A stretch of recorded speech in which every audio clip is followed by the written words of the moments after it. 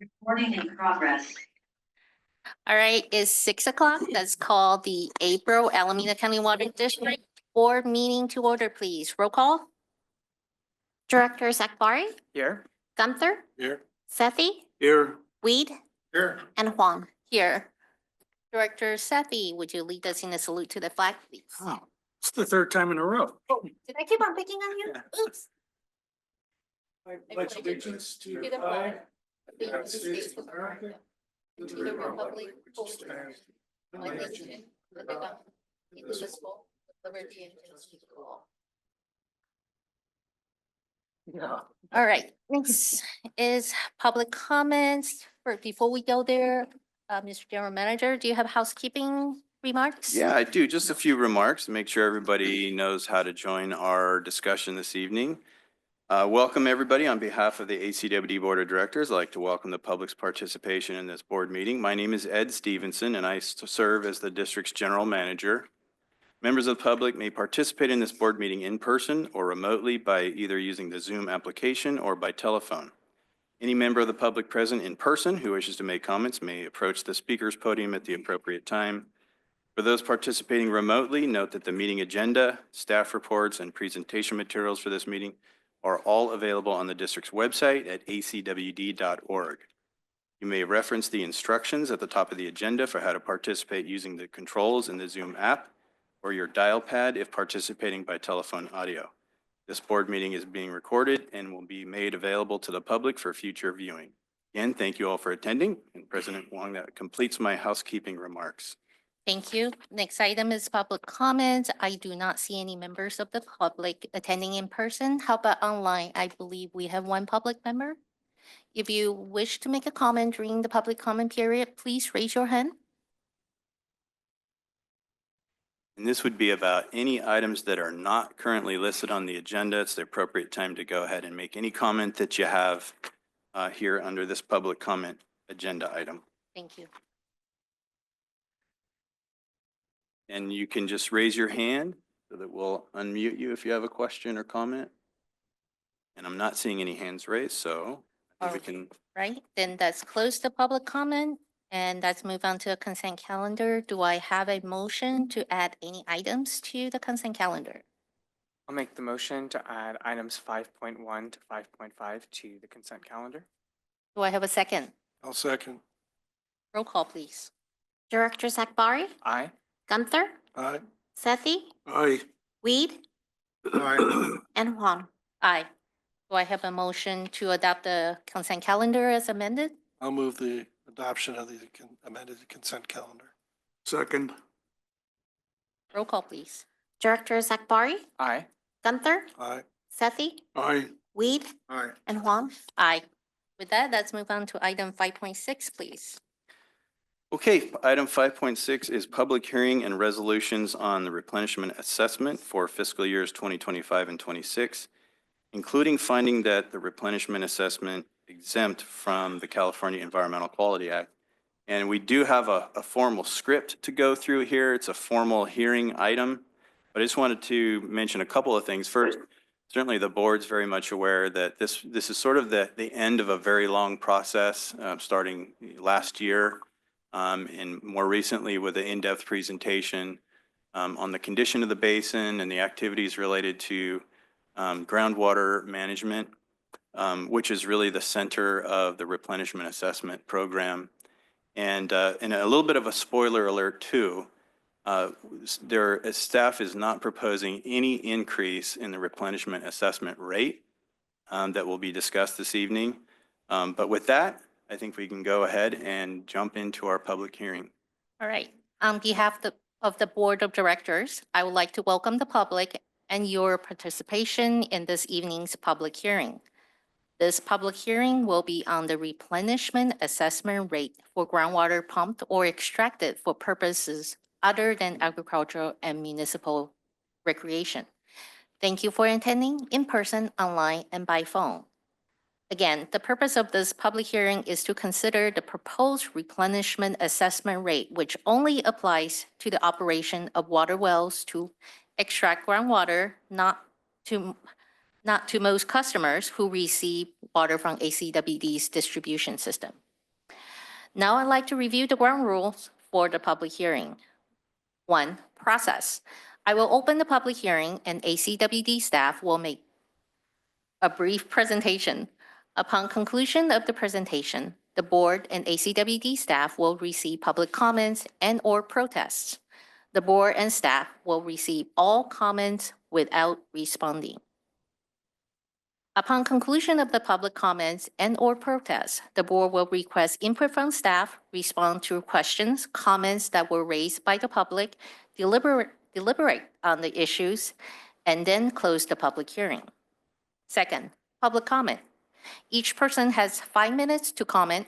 We will require strict compliance with this time limit so that everyone is treated the same way. Again, staff will provide you with 15 seconds advance warning and will let you know when time is up. Third, speaker request. Since this hearing is being conducted both in person and online and by teleconference, persons who wish to make public comments can indicate so verbally and by raising your hand in Zoom when we open the public comment portion of the hearing. For those participating in person, there are speaker cards in the back of the boardroom. If you haven't already done so, please submit a speaker card to the district secretary. Completing a speaker card is voluntary. However, if you haven't already submitted a written protest and would like your comments to be counted as a protest, the speaker card can be used for that purpose.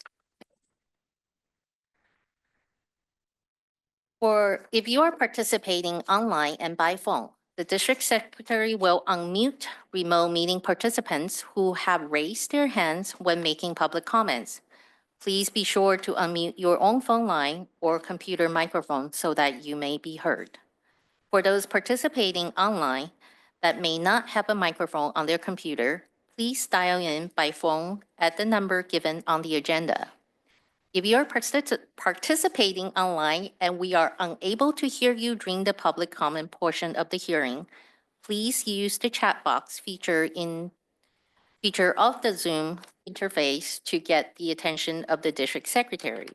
Please state your name and service address when making a verbal comment. Providing this information is voluntary. However, if you haven't already submitted a written protest and would like your comment to be counted as a protest, stating your name, service address, and intent to protest can be used for that purpose. Now, the public hearing is now open. Staff will now make a presentation. I ask you to refrain from asking questions or making comments until the public comment portion of the public hearing. The general manager will now proceed with the staff presentation. Great, thank you, President Huang. And what we'll do is our Director of Water Resources, Ms. Heides, will provide a little bit more background and context and discuss a little bit more about the process that led us here this evening and provide staff's recommendations. So Ms. Heides, take it away. Thank you, Mr. Stevenson. Tonight's public hearing will be on the proposed replenishment assessment rate for groundwater pumped or extracted for purposes other than agricultural and municipal recreation. As provided in the district's Replenishment Assessment Act, a public hearing must be held on the second Tuesday in April for the purposes of determining whether and to what extent the cost of replenishing groundwater supplies within the district during fiscal year 2025-26 will be funded by a replenishment assessment. As the board may wish to take action immediately following tonight's public hearing, staff has prepared the remaining 3 resolutions required for the replenishment assessment for fiscal year 2025-26. To provide some background on this item, on November 14th, 2024, the board ordered the preparation of the 2025 survey report on groundwater conditions, also known as the survey report, as provided in Section 7 of the district's Replenishment Assessment Act. As a result, the following actions took place. On January 29th, 2025, letters were sent to all interested parties identified as part of the Sustainable Groundwater Management Act, informing them that the board would be discussing and considering items pertaining to the Replenishment Assessment Act at the February 13th, March 13th, and April 8th, 2025 regular Board of Directors meetings. At the February 13th, 2025 regular Board of Directors meeting, the board, 1, received the completed survey report and the 2024 groundwater monitoring report. 2, declared its intent to raise funds by a replenishment assessment in fiscal year 2025-26, and 3, scheduled a public hearing for April 8th, 2025, today. On March 13th, 2025, staff presented to the board the report's findings and basis for the recommended replenishment assessment. Staff recommended no change to the replenishment assessment rate for fiscal year 2024-25. The rate for uses other than agricultural and municipal recreation would remain at $557 per acre foot of groundwater pumped. Notice of the date, time, and instructions with remote access information for the public hearing was published in the newspaper, the East Bay Times, as required by the Replenishment Assessment Act. The notice stated that there is a 120-day statute of limitations for challenging any new, increased, or extended fee or charge. All of the documents referred to above are included on the district's website at www.acwd.org. Tonight's hearing is being held in person and virtually. All interested parties may be heard in support of or in opposition to the proposed replenishment assessment, the survey report, or the board's determinations. Prior to the beginning of tonight's board meeting, the district has not received any comments on the replenishment assessment. For setting the replenishment assessment for the coming fiscal year, the Replenishment Assessment Act specifies the actions that must be taken through board resolution no sooner than the close of the public hearing, but no later than the second Tuesday of May. The resolutions, 1, contain the findings that update groundwater conditions and state the amount of replenishment assessment funds needed next fiscal year. 2, set the replenishment assessment rates, $8 per acre foot for agricultural and municipal recreation uses, which is the maximum allowed under the Replenishment Assessment Act, and $557 per acre foot for all other uses. And finding that the modifications to the replenishment assessment are exempt from the California Environmental Quality Act. And 3, last, provide procedures and statement forms. Should the board wish to extend the hearing or take additional time to consider the resolutions, the board may schedule a special board meeting or meetings in order to meet the deadlines stipulated in the Replenishment Assessment Act. For example, the hearing must be completed on or before the first Tuesday in May, which is May 6th, and the resolutions adopted on or before the second Tuesday in May, which is May 13th. Approval of this item is consistent with Strategic Plan Goal 2.1, maintain and enhance sustainability and reliability of local and regional water supplies, as well as Strategic Plan Goal 3, improve the district's financial stability and transparency. So tonight, the recommendation before the board is to conduct a public hearing as scheduled and receive comments from the public on the survey report and proposed replenishment assessment for fiscal year 2025-26. Then, by motion, adopt the following required resolutions. 1, stating findings and determining need for replenishment assessment. 2, levying a replenishment assessment and finding the replenishment assessment exempt from the California Environmental Quality Act. And 3, providing procedures for payment of replenishment assessment. And that concludes my presentation. So with that, I'll now open the public comment portion of the hearing. Will the district secretary please call up each speaker that submitted a speaker's card? We do not have any speaker's card submitted. All right, then let's move to online. Will the district secretary please unmute the meeting participants who have raised their hands so that they may make public comments?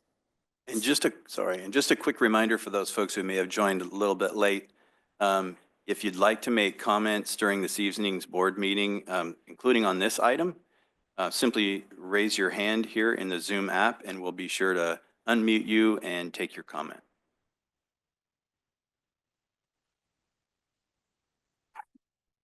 Okay, I'm not seeing any hands. So is there anyone else who has not spoken yet and who would like to address the board? You could either approach the podium or raise your hand if you're online. I am not seeing anybody. So has the district secretary received any written comments? We have not. All right, then let's move on to board questions. Does any directors have any question of staff or legal counsel based on questions of, well, Do you have any questions for staff or legal counsel? Just a comment. If it's a bunch of comments, if nobody has any questions, let's move on to deliberations. Questions later, Glenn. Let's get them. Well, no, if you have Questions? questions, please ask now, Director Wee. I don't have any comments. What, do we have an idea of what the total number of individuals will be impacted by groundwater charge? That's a good question, and I did not bring that number with me today. I'm wondering if Ms. Walden or Mr. Hallowell has a estimate of how many groundwater users out there that we have subject to the fee. About 64 accounts or so that are active on the replenishment assessment program. Of those, I would say about 2/3 would be, maybe half to 2/3 would be affected by it.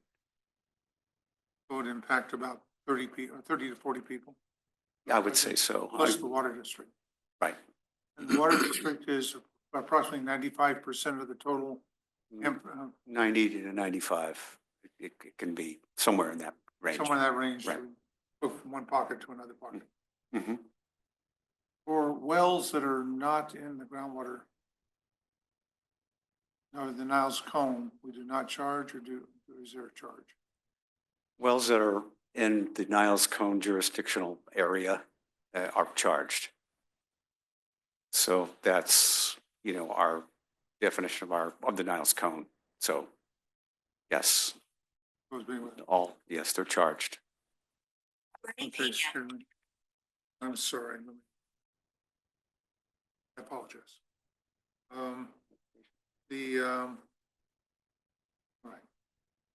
I know that at Loney College, there was some misinformation provided to the college when I was a trustee. Mm. The water extracted at the Loney College Mission campus would be subject to this. And they then went ahead and put in $1 million in French drains, even after they were told that the charge would not be charged to a hillside location. Yeah, as far as that meeting the definition of our being on our program or meeting, well, Which- go ahead. I'll let, Hello, good evening, members of the board. So the replenishment assessment rate affects anybody within the district boundary. So the Niles Cone boundary is a little bit different than the district boundary.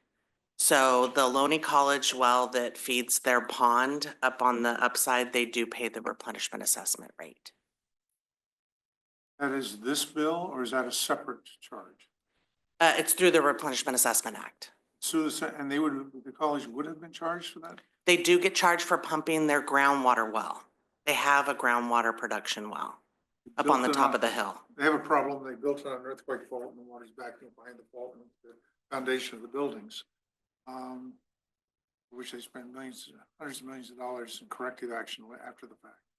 But part of that was to continue and I thought we made a determination, we made a waiver on that project.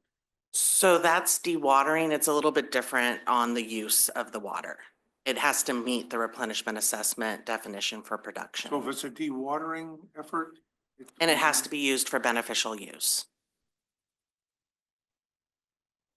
I mean, then again, it triggers the thought, or begs the question, where we have in the flats, or rising sea level, and we have need to dewater those sites because of groundwater elevation getting so close to the surface, they would or would not be charged this replenishment. We have to add. punishment assessment. Yeah, the water has to be, so for instance, if they were to dewater and use that water for dust control on a construction project, they're subject to the Replenishment Assessment Act. It's per the definitions in the act itself. The use of the water becomes part of the issue. Yes, the beneficial use of it, correct. Dewatering for the sake of dewatering, no charge. Dewatering for other use, agriculture, or we have a separate rate for ag. Right, so if there is a large dewatering project, let's say in the district, they have to get a permit from us for the wells. Trench dewatering is a different animal. And so we do through CEQA processes and other make comments regarding the level of effort of dewatering and how that could impact the overall basin. A good example of that is when the BART project came through. They originally were going to put in longer term type of dewatering, and it showed that water levels in the basin would be significantly affected, which is why they went and did deep soil cement mixing and other things to limit the dewatering. So there's different avenues in which we monitor dewatering in the basin, and we account for it, and we keep track of it through the permitting process, but they're not all necessarily subject to the replenishment assessment rate. Thank you. You're welcome. Any other questions from the board? If not, would general manager, staff, or legal counsel likes to respond to any questions or comments that were raised by the public? I am seeing Yeah, I think shaking. we've done our best so far. Okay. All right, then let's move on to deliberation. Question, comments from the board, or comments from the board. The only comment I really have is that it's just for the public to understand that we have some of the best in the business on this. I just wanted to say that these guys are good. And, you know, they may have heard of Sigma, some of the issues. We have the pros. Been doing this for a long time, and I appreciate everything they've done. Thank you. Director Sethy? I'd like to back up those comments by just complimenting Mike and Michelle and your entire team. I always enjoy the annual report. It's a lot more complex analysis than I think most people would figure. But I really enjoy the education once a year, re-education on exactly where how our water system works and how we allocate for water in different ways. So my highest compliments to the team. Director Wee? Well, thank you. Thank you for that partial explanation. I'll explore further where some wells which are in the hills that are used for domestic use that may not be charged currently. And when together, I'm not sure if it isn't our criteria, maybe we should be looking for an exemption. Director Akbari, any comments? Nothing really to add. I'll just, again, compliment staff on a great report and on good management practices. Yeah. And I will echo all the director's comments. Thank you, staff. Great job. So with that, the public hearing is now closed. So do I have well, first of all, there are 3 staff recommendations. Is there any feelings about separating them? If not, we could take all 3 together in one motion. I'd like to move No? all 3. Okay. Then do I have a motion to adopt all 3 staff recommendations? I'll move all 3 staff recommendations. I'll second. Roll call, please. Directors Akbari, Aye. Gunther, Aye. Sethy, Aye. Weed, Aye. and Huang. Aye. Moving on to item 5.7, please. Okay, 5.7 is resolutions determining real properties located at Quarry Lakes Drive, Clover Street, 2715 Oak Tree Court, and Paseo Padre Parkway near Whitfield Reservoir as exempt surplus land. And just wanted to note a couple of things. First of all, we have a similar item under item 5.8. But item 5.7, I just read the title. It does not include anything about Deer Road, our Deer Road property. We will be addressing our Deer Road property under the next item, 5.8. But we'll have a director who will be interested in recusing themselves from that discussion. So we won't discuss Deer Road at all with this particular item. I know there's thoughts about all of our properties, but we will reserve any discussion about Deer Road for the next item. Second, just to kind of tee this up a little bit, you know, staff have recently completed an evaluation of a number of our properties. There are many properties, as you know, we own, operate, and maintain, you know, over 100 properties. The properties that we'll be discussing this evening, Mr. O'Reilly will go through in more detail, but in general, these are properties that we've been holding on to for many decades. They are currently not being used for the purposes for which they were originally acquired. And staff has, thoughts about, how these properties may benefit the district in the future. But we're really not in a position to kind of bring any specific recommendations to the board about, ultimate disposal or anything like that of these properties until the board declares them surplus to the district's needs. And we feel that this is an opportune time for the board to consider surplusing these properties, some of which have been surplused in the past, and Mr. O'Reilly will go into that.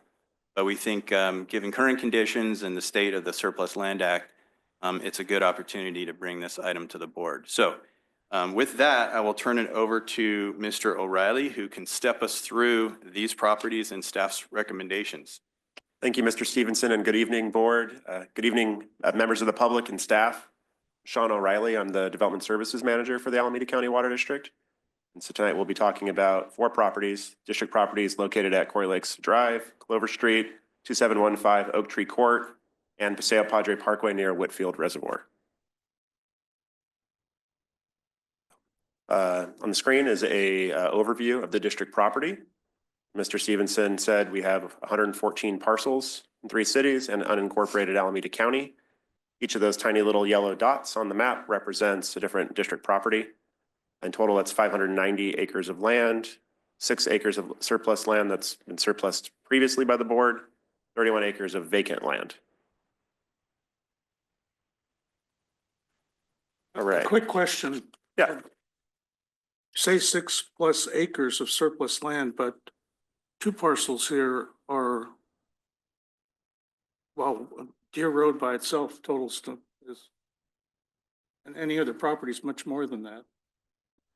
None of these 4 parcels have been surplus in the past. These are all parcels that have not been surplused. So the 6 that you have up here on the slide is? It includes Deer Road. Yeah, it's just this is just a total of all of our properties. This is a total accounting of all of our properties, not just the ones we're talking about in this particular item. The overall survey of all of our properties. Deer Road is just over 4 acres. So there are a couple other parcels that have been surplus by the district in the past. And we Yeah. are, So the properties we're approving tonight will add to that 6, correct? Correct. With this Okay. item. Okay. And some of these properties are owned in joint ownership with East Bay Regional Park District. None of these parcels, none of these 4, these are all owned by the district. Yeah, but you're talking about the 114, Director Weed? Yes. I think the 114. We have some joint ownership with the Quarry Lakes. Yeah, Correct. I think the 114 includes some properties that we are, that we jointly own with others. Yeah, Thank you. but none of the properties that we're talking about under this particular No, item fall joint into that ownership. category. All right, moving on. So the Surplus Lands Act, it was initiated in 1968. It's had many amendments, most recently in 2020 via AB 1486. It lives in Government Code 54220 through 54234. And it's for sale and leasing property. It covers leasing property. That's a more recent change. It's administered by the California Department of Housing and Community Development. And that's another change that happened with AB 1486. Housing and Community Development, which I'll be going by HCD as an acronym. They're responsible for the regulations and also the enforcement, all the penalties associated with not following the Surplus Lands Act. And so they're the agency at the state level that we work with when we have long-term leases or sales of property, trades of property, disposing property, any of that.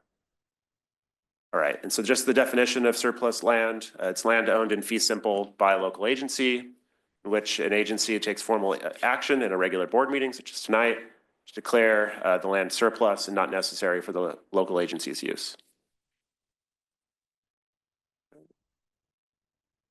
So within the Surplus Lands Act, there are a number of exemptions. This is not all of the exemptions. These are some of the applicable ones for our types of properties.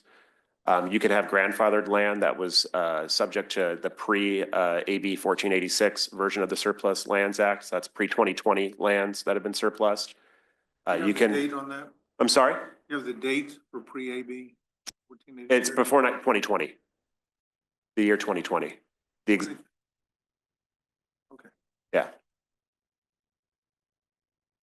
Oh, yep. And then there are other exemptions, including the exchange of surplus land with another agency, land dedicated for some other use, land not suitable for housing. One of those reasons could be the size, less than 5,000 square feet. And then also land necessary for an agency's use. And that's the exemption that we're going to be talking about tonight.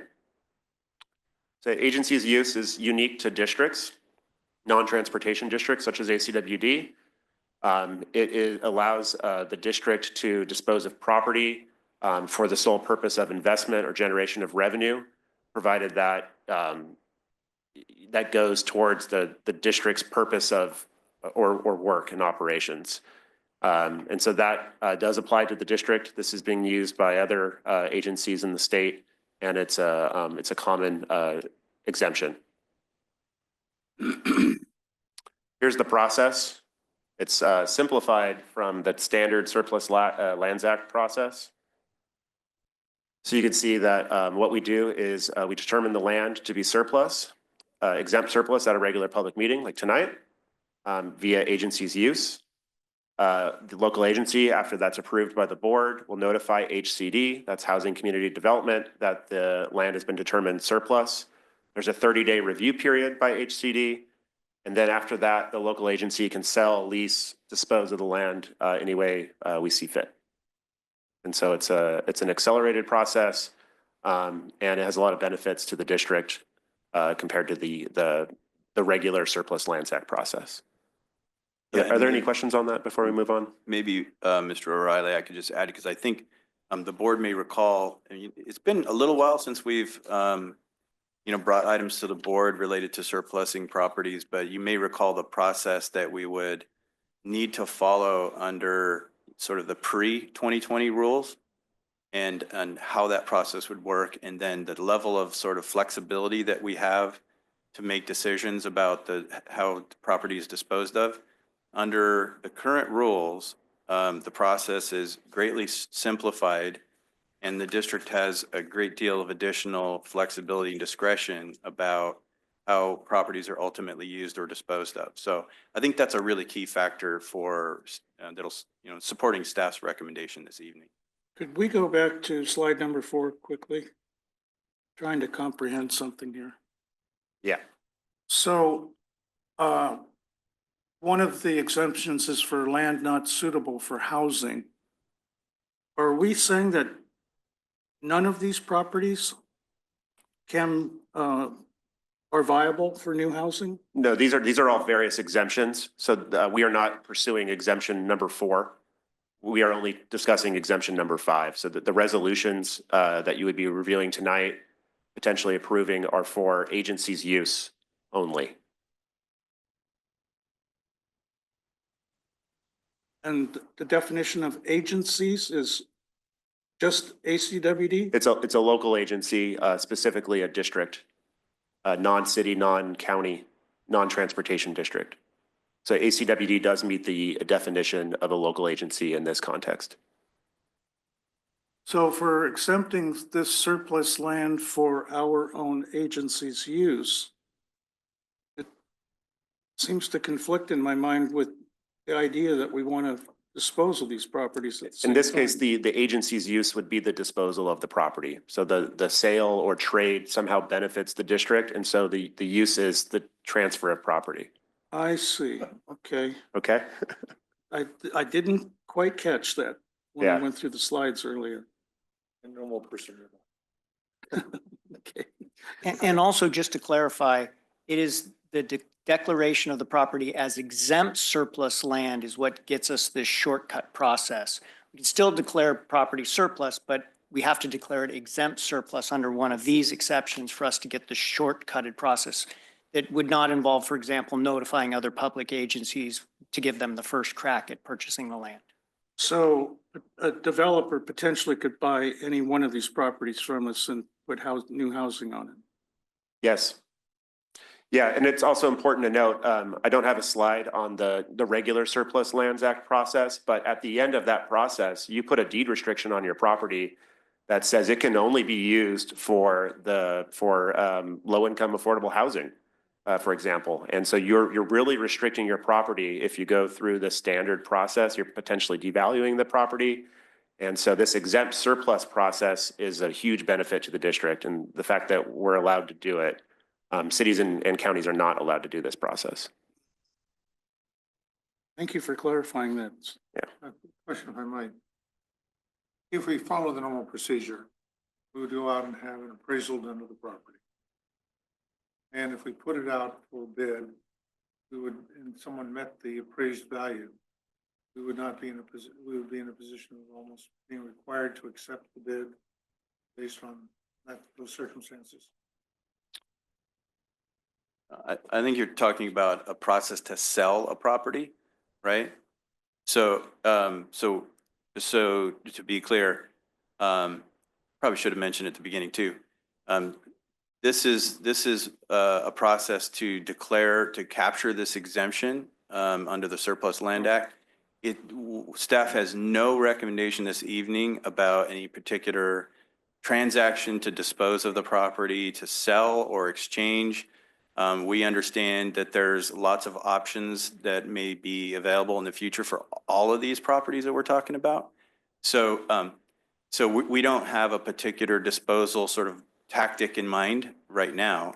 But to answer your question, if we were to market and sell the property, this surplusing in this way gives us a little bit more control over that process and flexibility as to how we do it. And we would get an appraisal and determine a fair way to market them. Appraisal is separate from Yeah. the highest and best bid on the property. So I think today's action is to just declare these parcels exempt surplus, and we could have a discussion when staff figure out what what we could do with these exempt surplus property, then we Right. could talk about appraisal and all that at that point. How's that? Because that's not really the purpose. Yeah, and to add to that, thank you. To add to that, staff fully intends to bring back, particular suggestions about each of these properties to the full board. So surplusing properties this evening does not require that you relinquish control over the fate of the property and so forth and so on, right? That's a totally different process, and we would absolutely bring back to the full board, particular proposals related to the disposal or the fate of a particular property, for sure. Thank you. Just a quick side story. I was on a community college board where the board did surplus a property, and the stated position of the present superintendent was the board now has no interest in it at all because they have surplused it, and I don't have to bring back the side deals I'm making on these properties to the board because you've surplused it. So Okay, thank you for that clarification. definitely not how and I'm this sure staff our attorney- sees we had an things. attorney I- that might have I raised think questions. It's Thank you. on the record that staff understands that we are very interested in the fate of these parcels. Right. And the step today is just to open up possibilities for staff to evaluate what are the potentials for these properties. Right, and you have it in writing in the staff report too. So if anybody tries to pull a fast one. All right. I'll moving- add one more note that there's a statute that says that you're not required to dispose of property that's been surplused. So in other words, it's reversible. We can surplus the properties tonight, but we don't necessarily need to dispose of them. If the board later changes their mind, your mind. All right, with that, shall we move on? Moving on, please. Right. All right, with that, we'll get into the properties. So this is Quarry Lakes Drive. This is a 3/4 of an acre near Old Alameda Creek and our Quarry Pits Dam, Quarry Lakes Drive. It's a small parcel that is currently vacant and it really has no use. It's a liability for the district, to be honest. We would need to secure new easements for access, of the slope and for the dam.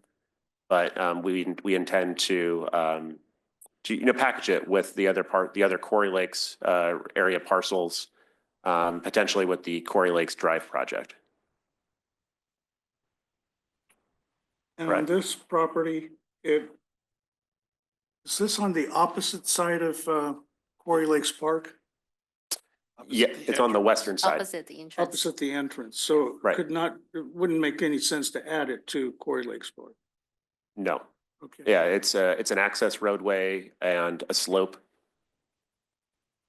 Now, the neighbors on this, if I'm not mistaken, where the trees are, is that the county on this one, or is that the city of Fremont?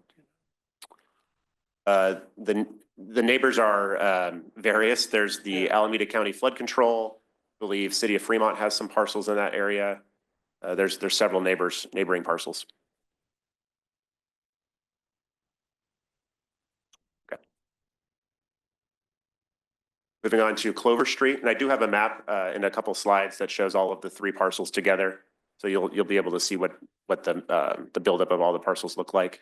This is Clover Street. This is again essentially a slope and parts of a creek. It's 2.51 acres.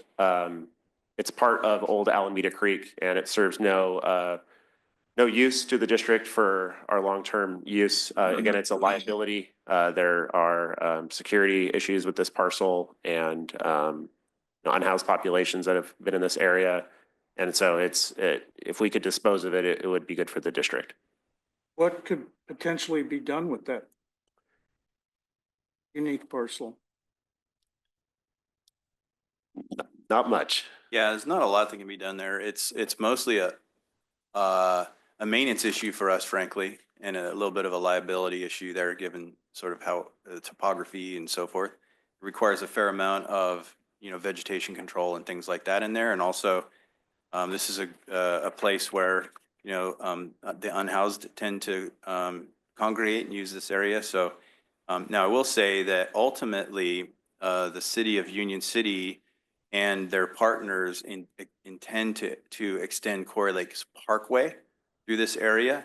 And that the area may be used as part of the Quarry Lakes Parkway overall project. That's obviously you have right of way, but you also have, you have mitigation areas and water, stormwater control areas and things like that. So that would likely be, a future use of a property like that. Mhm.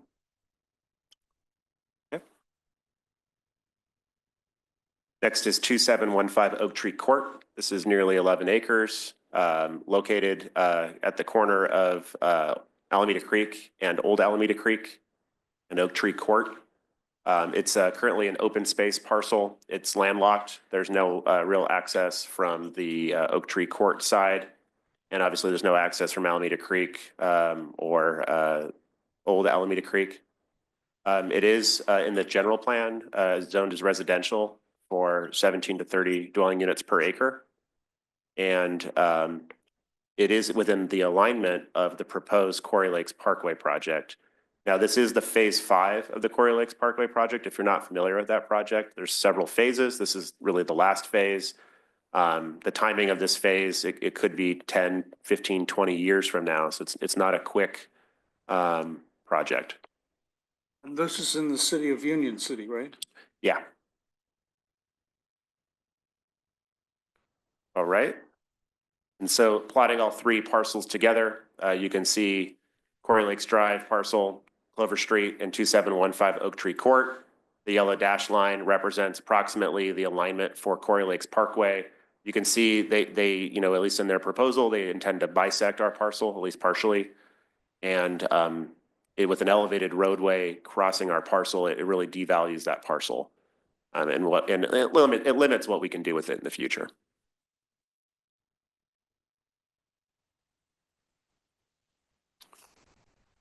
All right, so leaving the Quarry Lakes Parkway alignment, we'll talk about Paseo Padre Parkway near Whitfield Reservoir. This is nearly 5 acres. It is across from our Whitfield Reservoir, so it's not on the Whitfield Reservoir property. Whitfield Reservoir does not occupy any part of this parcel.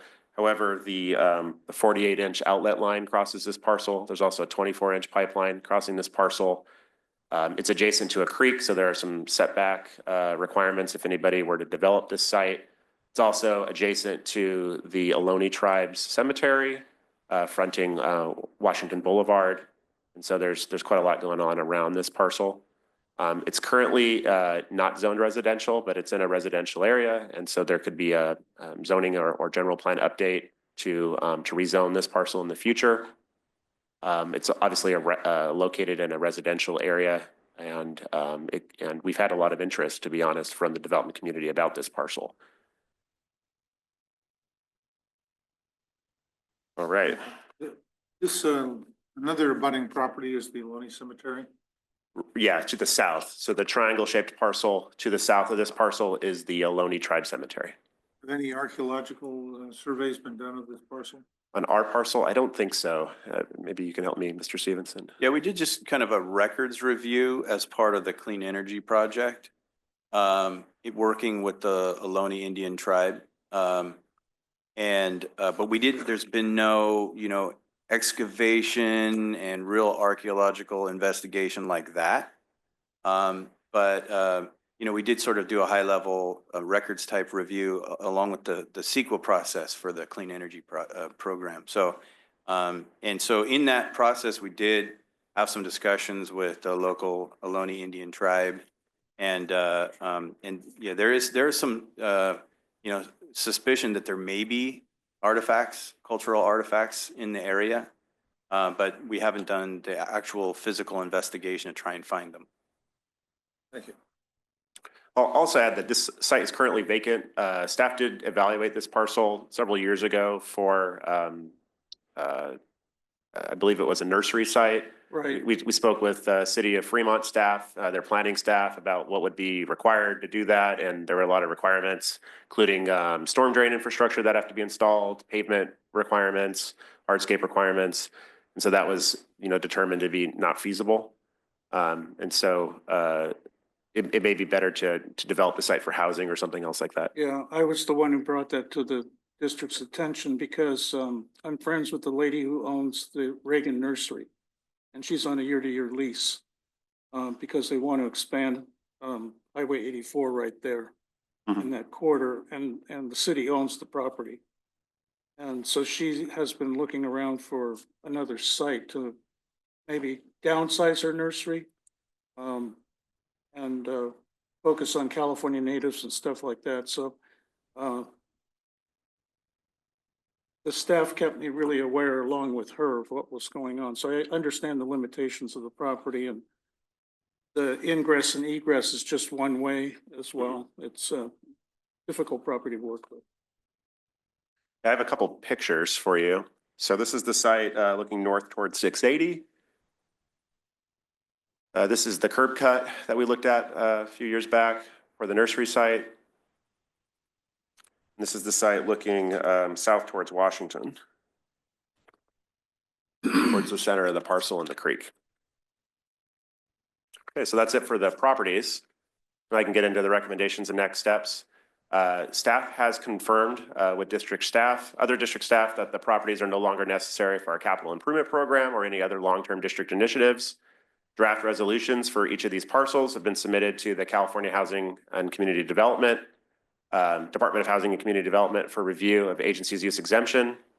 HCD has provided tentative approval of all the resolutions and the exempt surplus determination pending board approval. So in other words, they've pre-approved our exempt surplus determination. Should the board accept staff's recommendations, staff would send the final board approved resolutions to HCD for review. After 30 days have passed and no other comments from HCD, the district properties can be transferred, sold, or disposed of by the district. And just to bold what Ed said, staff will not transfer, sell, or dispose of the property without the review and approval of the board. The adoption of these resolutions and exempt surplus actions are the first step in preparing the parcel to be transferred, sold, or disposed of.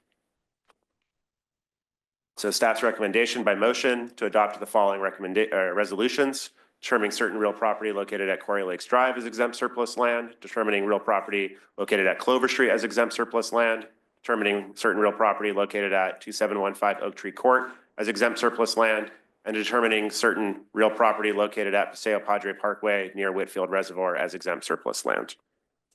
With that, we can take your questions. If I may, Board President, I'd like to lead off here. Go for it.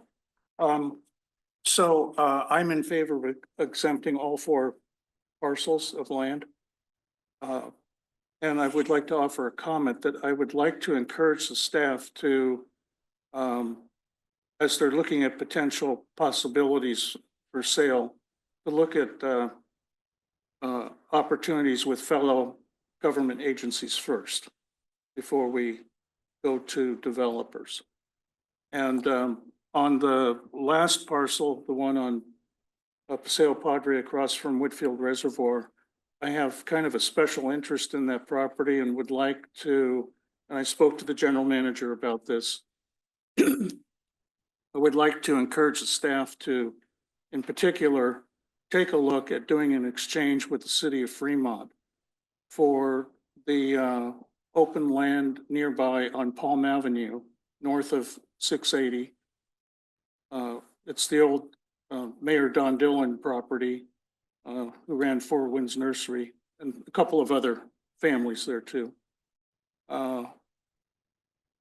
And that has been designated as a future park for quite some time. It's similar in size, maybe a little bit larger. I went out there yesterday and kind of walked the perimeter of the property. And the city of Fremont was planning on putting in about $20 million to build a park there.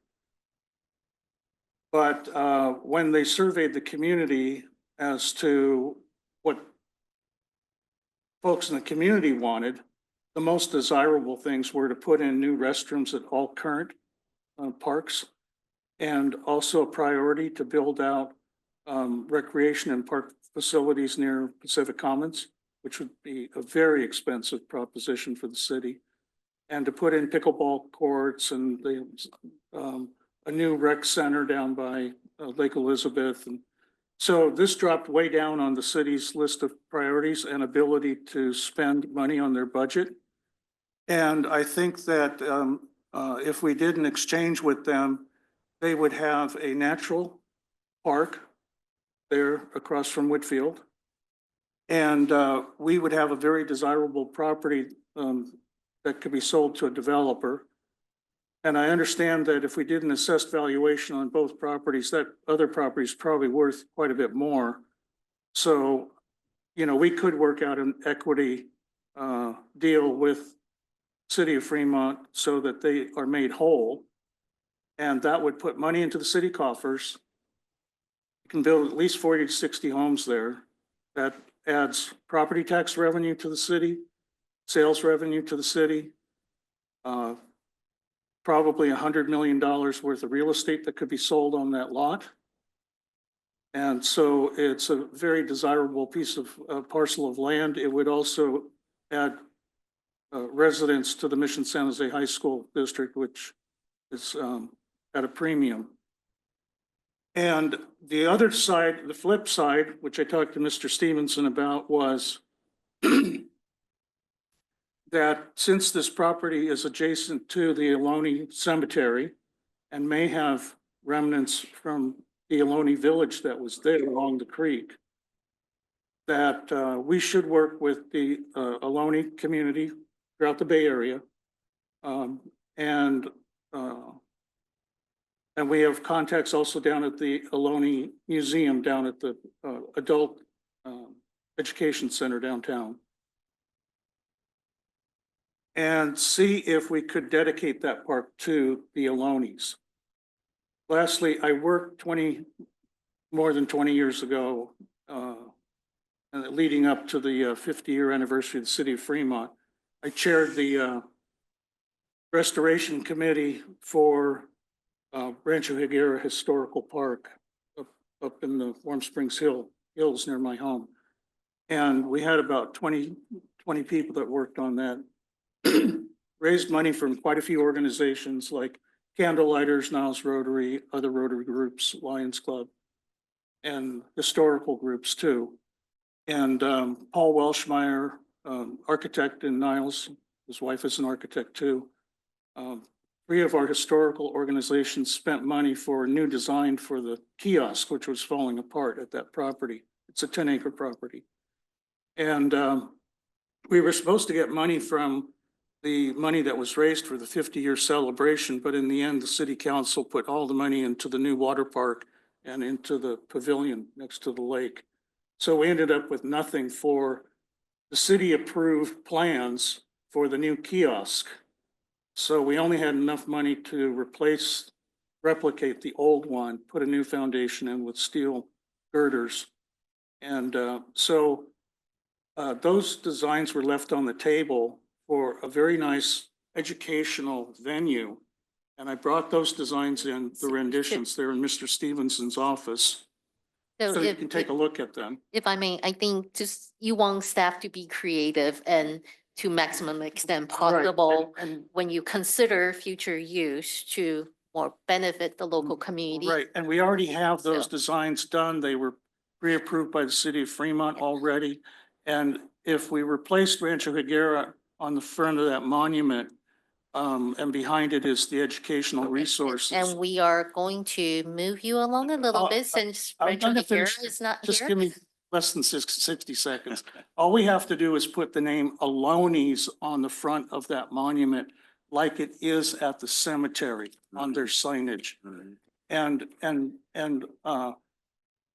behind Yep. plexiglass plate is all your educational resources with seating for the public and things like that.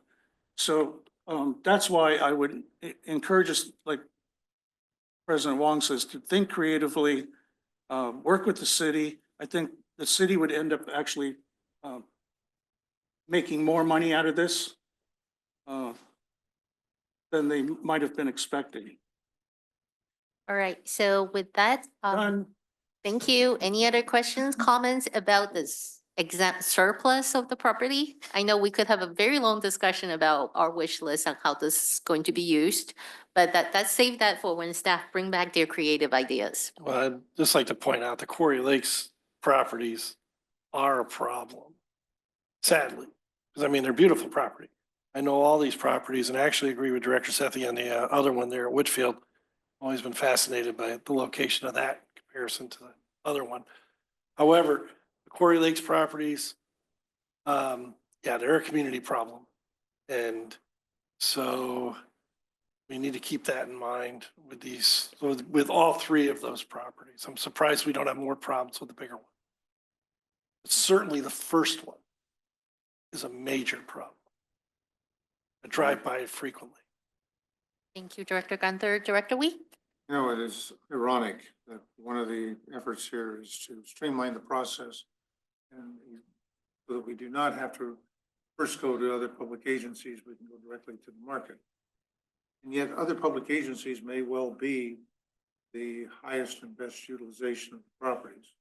So hopefully we don't lose that. City of Fremont has over $64 million in a developer impact fee account, for which they contracted with a real estate broker based out of town to acquire properties with that 64 million. They have a criteria within their planning to have 5 acres of land, I believe, for every 1,000 residents. And they're falling behind in that.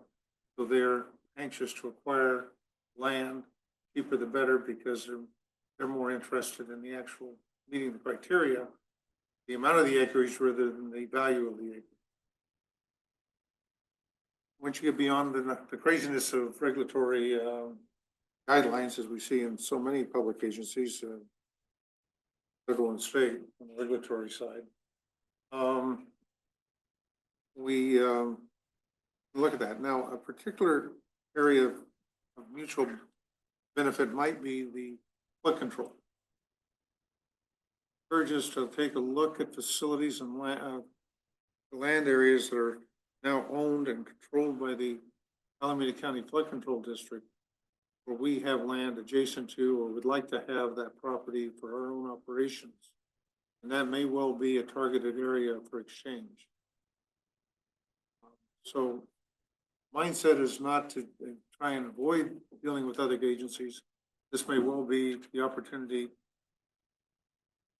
to wave a carrot and get their attention and get a mutual benefit. And Alameda County Flood Control District certainly owes us a lot for having built rubber dam number one. Provided them with a fish ladder, saving them tens of millions of dollars. So on that happy note, let's move back to exempt surplus, please. Director Akbari. Nothing to add for me. So with that, do I have a motion to move staff recommendation? I will make the motion to approve staff recommendation on all four properties listed under agenda item 5.7. I'll second. Roll call, please. Directors Akbari, Aye. Gunther, Aye. Sethy, Aye. Weed, Aye. and Huang. Aye. Before we move on to item 5.8, I believe Director Akbari, you need to recuse yourself. Yes, I'll be recusing myself for item 5.8 of a real property interest. This is with an abundance of caution. It doesn't fall within the 500 feet, which is normally stipulated, but is within about 1,000 feet. With that, I'll recuse myself. Thank you.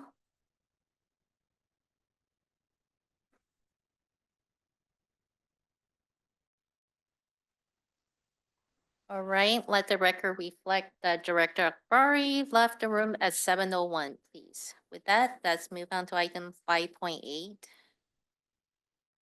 Okay, 5.8 is something that'll look familiar, except with a different property. So this is resolution determining real property located at Deer Road as exempt surplus land. And again, I'll turn it back over to Mr. O'Reilly.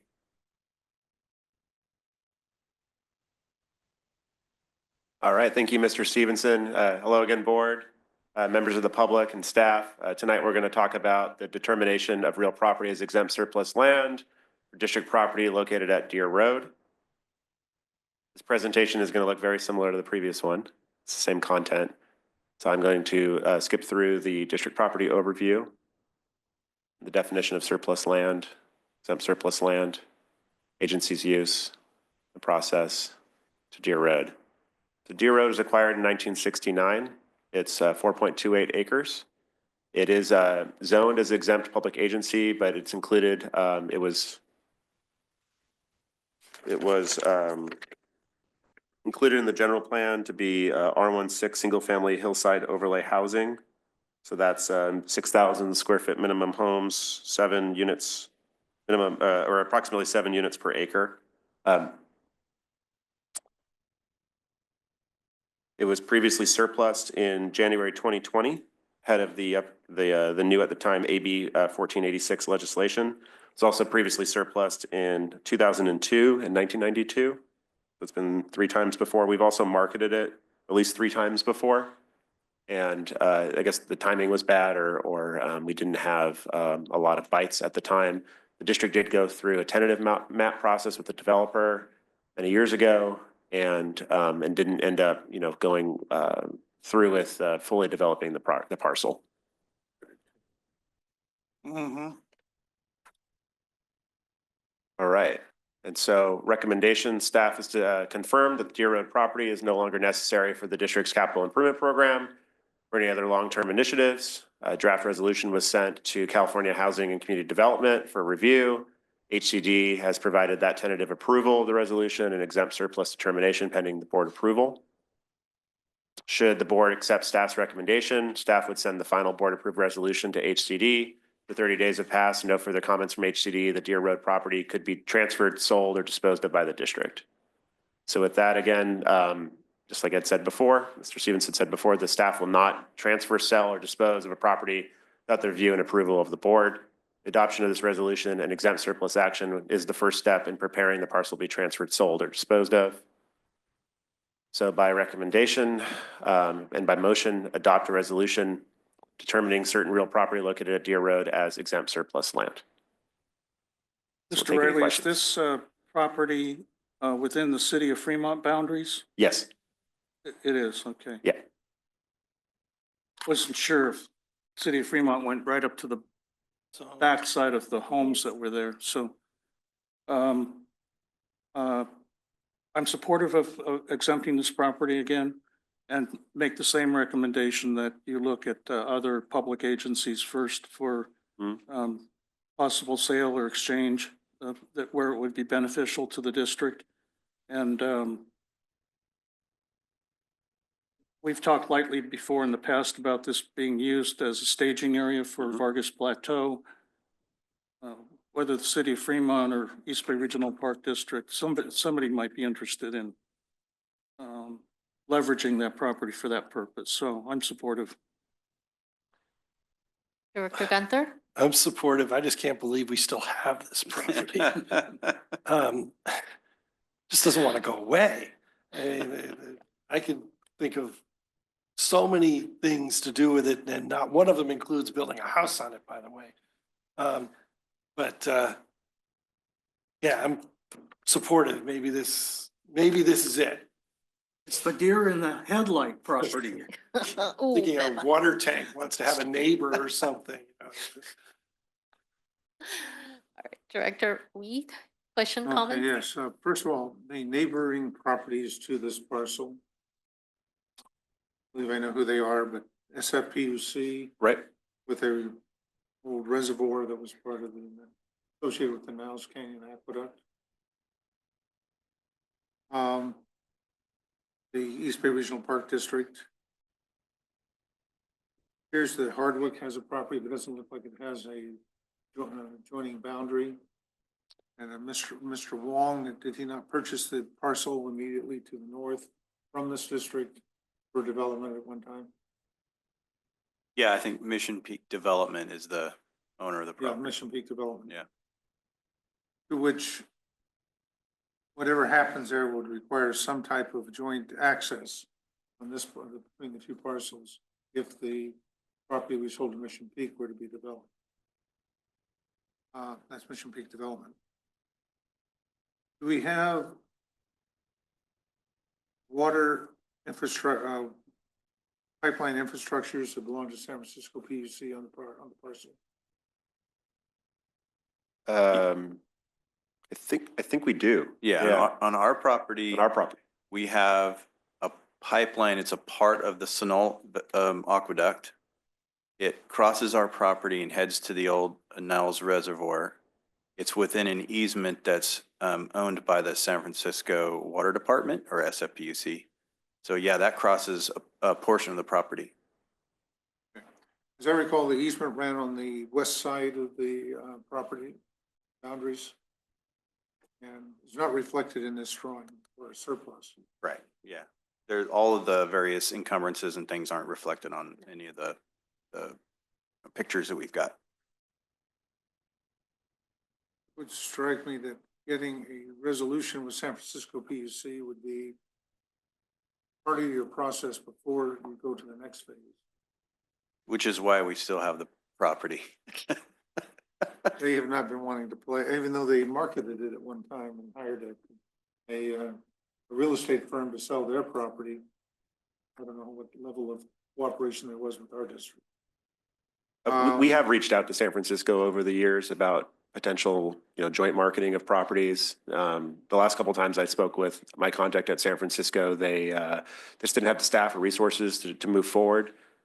We did also hear from Mission Peak that they're looking to sell the property to a developer. And the developers that they've talked to don't really, they seem to not need San Francisco's parcel to develop, but obviously our parcel would need to be included in that. They need it for some, either a cul-de-sac. And It would- Right. it's the perfect time to bring it back to exempt surplus. We could talk about uses once again when staff bring it back with their creative ideas.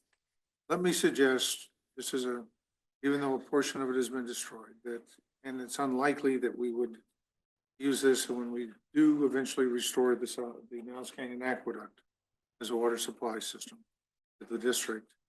That we, day one, start to acknowledge the easement and identify the type of pipeline, location of the pipeline that's there.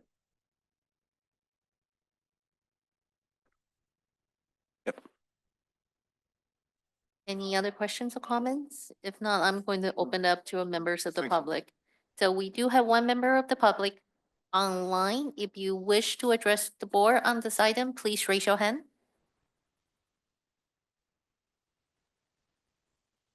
All right, seeing no hands, Any last minute questions or comments from the board? If not, do I have a motion to move staff recommendation?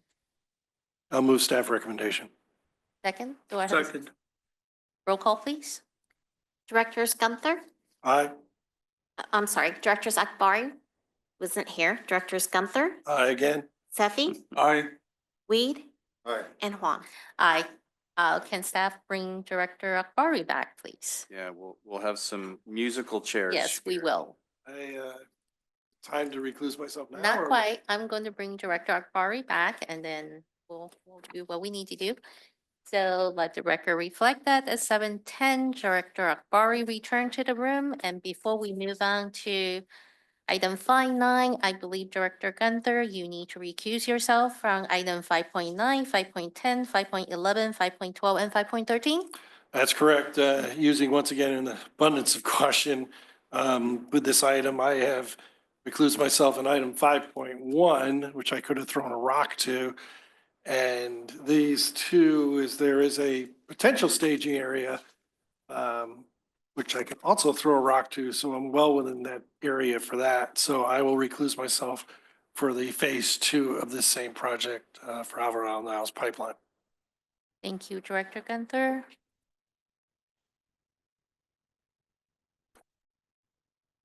Get comfortable.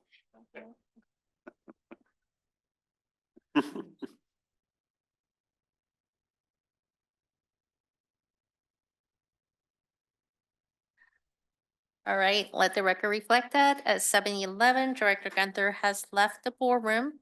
So with that, let's move on to the next item. I believe it's staff's intent to take the next 5 items together. Yeah, we're gonna really make you all work hard this evening, and we're gonna try and make it easy on ourselves by grouping these all together. Really, we'll present on them all together, but obviously each one is a separate recommendation. And so what we'll do is we'll go through the presentation. We'll then step through staff's recommendations. Again, staff. We're fine with the board taking all of these items together, or you can break them up if that's what you prefer. They're all related to the Alvarado Niles Pipeline Improvement Project, really phase 2. And this board is extremely familiar with really the overall program, but also phase 1 in particular, because we've been down that road. Now it's time to address the rest of the main renewal and improvement work in this corridor. It's obviously going to be a tremendous amount of work, and there's a lot involved in it, hence the packaging of the various contracts for the board's consideration this evening. So with that, I don't know if Mr. O'Reilly, you have any opening remarks, or should we just let Ms. Ipagunta, our Project Engineering Division Manager, take it from here? We can give it to her. Okay. Okay, thank you, Mr. Stevenson, and good evening, members of the board and members of public. My name is Rekha Ipagunta. I'm the Project Engineering Manager, and co-presenting with me today is Chris Stalp, Engineering Supervisor, and also Sharoz Mirza, who is the Project Engineer and also serving as a Project Manager for this project. And we are here today to provide an update and also provide staff recommendations for Alvarado Niles Pipeline Seismic Improvement Project Phase 2. This is an important project for the district, as the board is familiar with Phase 1 that was completed a few years ago, and now we are marching towards completing Phase 2 of the remaining segments of the project. And this is part of our main renewal and seismic improvement program. And the project has adequate funding in our capital improvement program in the adopted budget. And I'm also pleased to inform the board that we have received grant funding through a hazard mitigation grant program for an approximate value of $12,350,000. And this is going to be a substantial investment in our community. And recently we advertised the project for construction and we received 3 bids. And today we have several key agenda items. As Mr. Stevenson mentioned, we have agenda items 5.9 through 5.13. And all these agenda items include construction award, construction management and inspection services, an amendment to our construction consultant services for design support during construction, geotechnical observation during construction, and also environmental compliance. Slide. So we have structured this presentation to focus on 4 main categories. First, I'll review the prioritization and background of the program, mostly highlighting, outlining the history of this project development. And then we run through some proactive strategies we'll be implementing as part of this project, anticipating and mitigating any potential risks. We'll review recommended action items for the board, for board's consideration today. And we'll take a pause at that point for any questions from the board. And finally, we'll have all the staff recommendations for board action.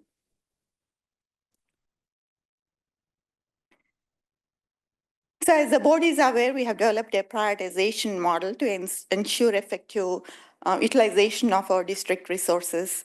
And this model integrates various functions such as GIS, hydraulic model, CityWorks, and other databases, allowing us to evaluate multiple factors, including increased weighting for seismic scoring and also proximity to critical facilities. And this model identified our top 1% of water mains that are in the greatest need of renewal. And this process doesn't stop there. We have our expert team within the district across all divisions. We conduct a thorough review of our top 1% water mains identified through this main renewal prioritization model.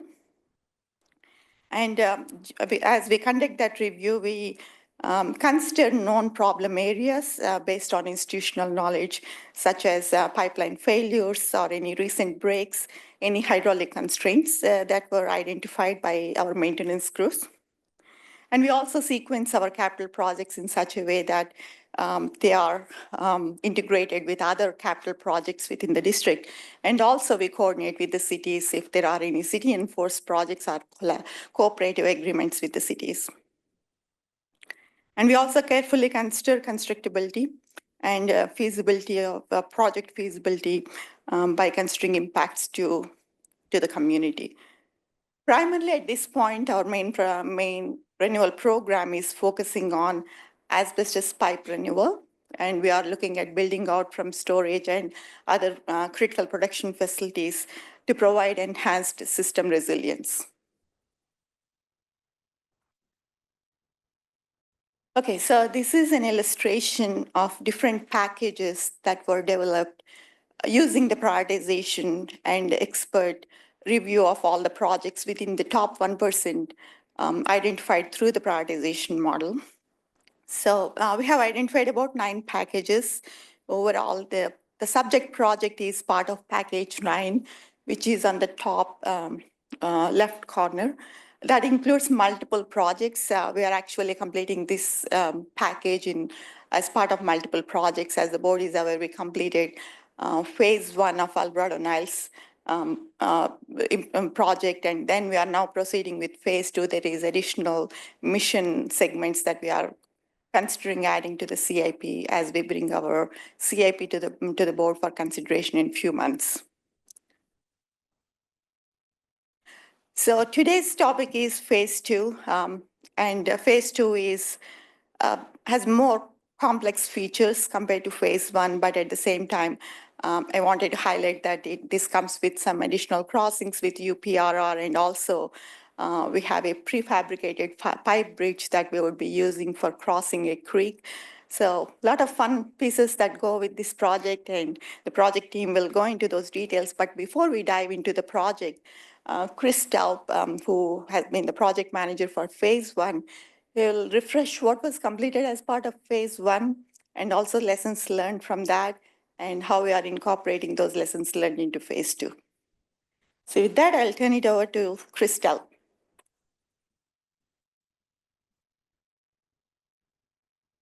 Thank you, Ms. Ipagunta. And as mentioned, I'm going to talk briefly about some of the lessons learned and changes we made to the district's construction processes since 2021 when phase 1 was completed. And as you see on the graphic, phase 1 is shown in blue. And then Mr. Mirza will be going into some of the details that Mr. Gunther mentioned, the bridge, the railroad crossing, and other project challenges. But incorporating the lessons learned from phase one, we made some changes to our construction processes to give our staff more tools to operate flexibly and address changes that come up in the field in real time. One of those changes is to the contract itself. With help from district council, we added a new contract mechanism that'll allow us to respond immediately to unforeseen conditions. And on long linear projects like this in the street, sometimes in an old neighborhood, we anticipate those to occur. That's what we experienced in phase one, and we've implemented tools to deal with that on phase two. Another change we made was we are now bringing to the board, as we will tonight, a request to authorize the general manager to authorize change orders in an amount up to 7% of the contract value. That helps us to address changes again quickly and get the contractor paid for work that is out of scope but is approved. We've also implemented changes to our construction management process. So we've started using Procore, which is an online web-based platform for managing drawings, communication with the contractor. It's industry-wide standard platform, and we can streamline, communication, changes, progress payments, things of that nature. We've also implemented new scheduling tools, again, kind of coming up to what the industry standard is. It's a Primavera Oracle product that we've trained staff and require that in our contracts. We've also made changes to the execution of phase two based on lessons learned from phase one. Phase one occurred during the pandemic. I think we awarded the project in March or April of 2020, right when everything was shutting down. So at that time, schools were shut down. We weren't really dealing with student drop-off and pickup. We were actually able to operate right in front of schools with no impact. This time will be quite different. We're going to be right next to James Logan High School. We've reached out to them. We understand their schedule. We worked with the city to change our working hours to accommodate the school. The other thing that happened with the pandemic was there were many residents working from home. And so we changed some of our system connection processes to evening work, night work, so that people who were working at home during the day wouldn't be out of water. We kind of flipped that now with more people back in the office. So these are some of the changes that we've incorporated. There are going to be challenges. We know that for sure. Mr. Mirza will speak to some of those, but we're taking the lessons learned in the past and we're kind of implementing them across all of our pipeline construction projects. And may I ask a couple of questions? Sure. So, the southerly portion of Alvarado Niles Road that goes from Dakota all the way over the overpass into Niles, is there any future plan to do pipeline work there too? I don't believe that is within the 1%, unless I'm mistaken. If we can can we go back one slide? I take it back. So I guess we have studied in the past. I was not involved in the beginning of the Alvarado Niles project, and I know that was evaluated at that time. It looks like there is some future work that's planned there. You got the green line in there from Mission Boulevard. Correct. All the way to Dakota. That's Correct. why I'm asking, because I didn't see the green line on the other slide or any future. At this point, we are focusing on phase two segments as part of this project. However, we are reevaluating our main prioritization model. We recently completed a pilot using VODA AI, and we integrated those results as part of our prioritization model. So we'll be bringing those new recommendations or modified recommendations that integrated our AI model with our main prioritization model. So the ranking has changed slightly since we presented this to the board. So I plan to bring that information back to the Okay, board for the CIP workshop. I was wondering whether we had a phase three in mind because that's what you're indicating on slide 4. Will not be calling phase 3, that would be called by a new name, but we do have plans in the future. Okay, and then the second question is, where we cross, Interstate 880, on the overpass, I'm, envisioning that I don't know this for certain, but we probably have a pipeline that goes through the overpass, or is it below grade on ground, or? So actually, can we advance the slide again? Yeah, so you can see the red line stops on each side of the overpass. There is a pipe not used, but planned for future use when it was installed in the bridge. When they built that bridge, they did install a pipe and we'll be tying into that. Yeah, The current pipe that goes across there actually goes below the freeway. And we'll be retiring that pipe, removing it from service. okay, so this is similar to when we redid the pipeline over the Washington Boulevard overpass of 680, right? I believe, and Mr. Stevenson, you may recall, and jump in if I get this wrong, but I believe that the pipe on in Washington Boulevard was already in service. Yeah, it was in Whereas this service, pipe has never been in service, but will be as but part it's of this already project. there. And so Correct. we're going to connect right in. Okay, thanks for the clarifications. Other questions from the directors? We. They're proposing a 7% authorization from the general manager. What is the current level of authorization? Well, we've typically been asking for 7%. If we don't ask for it, it's $100,000 before we would come to the board.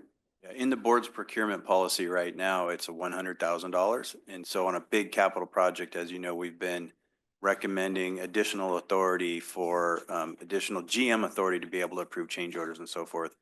But right now it's 100,000 without that. Might we want to revisit our policy to be able to bring it into line so we don't have to keep coming back here each time asking for special authorization? Yeah. Standardize that. Yeah, certainly we've been talking about that. You know, we wanted to get a few of these under our belt and make sure it works right. And make sure that our reporting back to the board about, you know, the progress on these change orders and how much money I'm approving is working for you all. So yes, we've definitely talked about that. Once we find something that works, we'll likely recommend that the board's procurement policy include that. Okay, the next question. I recall when the project, maybe 20 years ago, was called a main replacement project, we changed the word replacement to renewal. And in the case of the Washington Boulevard section over near 680, we actually found a way to put a liner in the existing pipe. And we did, I think, in several locations so that we didn't have to replace the existing pipe. Is there any renewal efforts here, or this entirely replacement? This project is entirely a replacement. We've evaluated the options for renewal. We have. The existing pipe that is there, will that be left in place for potential pulling of wire or some other use, or do you plan to remove it? It will be left in place. Left in place. Thank you. And that is a policy you can work with Union City and Newark, but have difficulties with Fremont, right? That's correct. Because it's asbestos cement, and a staff member became concerned over the word asbestos. Thank you. Any other We'll wait questions? till they retire. Any other questions Exactly. from the board? No, then since we're in the question part, I'm going to open it up to our customers online. Does anyone online wish to have questions or wish to address the board? If so, please raise your hand. I'm not seeing any, so moving on with the presentation, please. Okay, I'll turn it over to Mr. Mirza.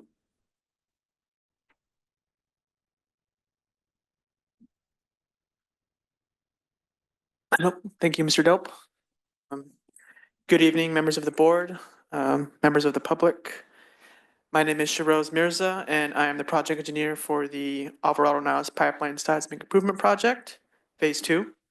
Tonight, I will provide an update on the project, and as Ms. Ipagunta and Mr. Delp mentioned, I will be reviewing the recommended actions items for the board. As mentioned, sorry, forgot to mention, next slide, please. As mentioned, this project is phase 2 of the Alvarado Niles Pipeline Seismic Improvement Project. Phase 1 was completed in 2021. This project will replace about 65-year-old 12-inch and 16-inch asbestos cement pipe along a portion of Smith Street between Granger Avenue and New Haven Street, below the UP Union Pacific Railroad tracks, and on Alvarado Niles Road between Santa Maria Drive and Almaden Boulevard, and between Central Avenue and Dakota Road. This pipe was chosen to be replaced based off hydraulic modeling results, which concluded undersizing issues along the main pipe. Next slide, please. As mentioned, this project is in Union City along a portion of Smith Street and most of Alvarado Niles Road, as shown in red. Please note this project is partially funded by a federal grant, as Ms. Ipagunta mentioned, and we are trying to work within grant requirements. Next slide, please. The scope of this project includes the following: installing approximately 10,000 feet of 14-inch and 16-inch welded steel pipe, service laterals, meter boxes, fire hydrants, air valves, appurtenances, cathodic protection, and system connections, as well as installing approximately 150 feet of 24-inch diameter steel casing and 14-inch carrier pipe by auger bore. Lastly, constructing drilled piers, concrete abutments, and procure and install prefabricated steel pipe bridge and ancillary components. Some benefits to highlight include the replacement of aging infrastructure, as I mentioned earlier, to improve system hydraulic and post-earthquake water supply, to minimize leaks, pipeline failures, and future service interruptions. Slide, please. Thanks. Here's a list of unique project elements, starting with the pipe casing and carrier pipe installation by auger bore under UPR right-of-way. Anticipated temporary impacts to James Logan High School, local residents, and businesses along Alvarado Niles Road. There's also a prefabricated utility pipe bridge component on this project. And finally, certain jurisdictional entities along the project include Caltrans, City of Union City, Union Pacific Railroad, and Union Sanitary District. Here are some steps we're taking to be proactive on the project impacts. Given the vast nature of this project, it requires more time and resources from the district. Therefore, we will be utilizing construction management and inspection services to assist with this project. We created a phasing and sequencing plan to address project conditions. We identified and incorporated permitting entity requirements into the contract. And finally, we will work with the contractor to look ahead to avoid issues that can lead to costly and time-consuming rework. Here are some public outreach strategies to inform the public of this project, which include communication with James Logan High School via school communications, community outreach events, mailers as well, letter notifications to the public by the contractor, project signages, social media updates, project webpage updates, and a presentation to the Union City Council. Next, I will provide a review of the recommended action items. Construction bidding and schedule. Engineers estimate was between 22.5 and 25.5 million for Schedule A in contract work. We received 3 bids, and total for comparison of proposals are as follows. Ranger Pipelines at $20,945,620. Kratos at $22,220,650. Mountain Cascade at $25,923,150. A value of award Schedule A goes to Ranger Pipelines for $20,622,650. $25,220. Anticipated construction schedule is between April 2025 through January 2027. Construction contract award. We request authorization of general manager to approve change orders up to 7% of the contract value. This would provide expeditious approval changes and keeps project activities moving, helps minimize the likelihood of delays and associated costs. It's consistent with practices in similar agencies in the Bay Area, meets legal requirements, and complies with applicable public contract code provisions. If this approach is approved by the board, use of 7% will be reported to the board on a regular basis.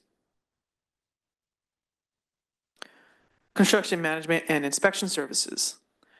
Staff issued an RFP for construction management and inspection services. We received 3 proposals from the following consultants: Alpha CM, Kennedy Jenks, and M&S Engineers. Kennedy Jenks proposal ranked number 1. Scope of work includes construction management and full-time construction inspection.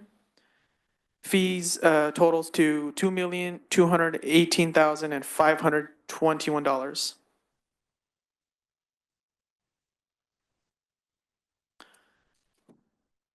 Jumping to the final review item, professional service agreement amendments for consultants on this project.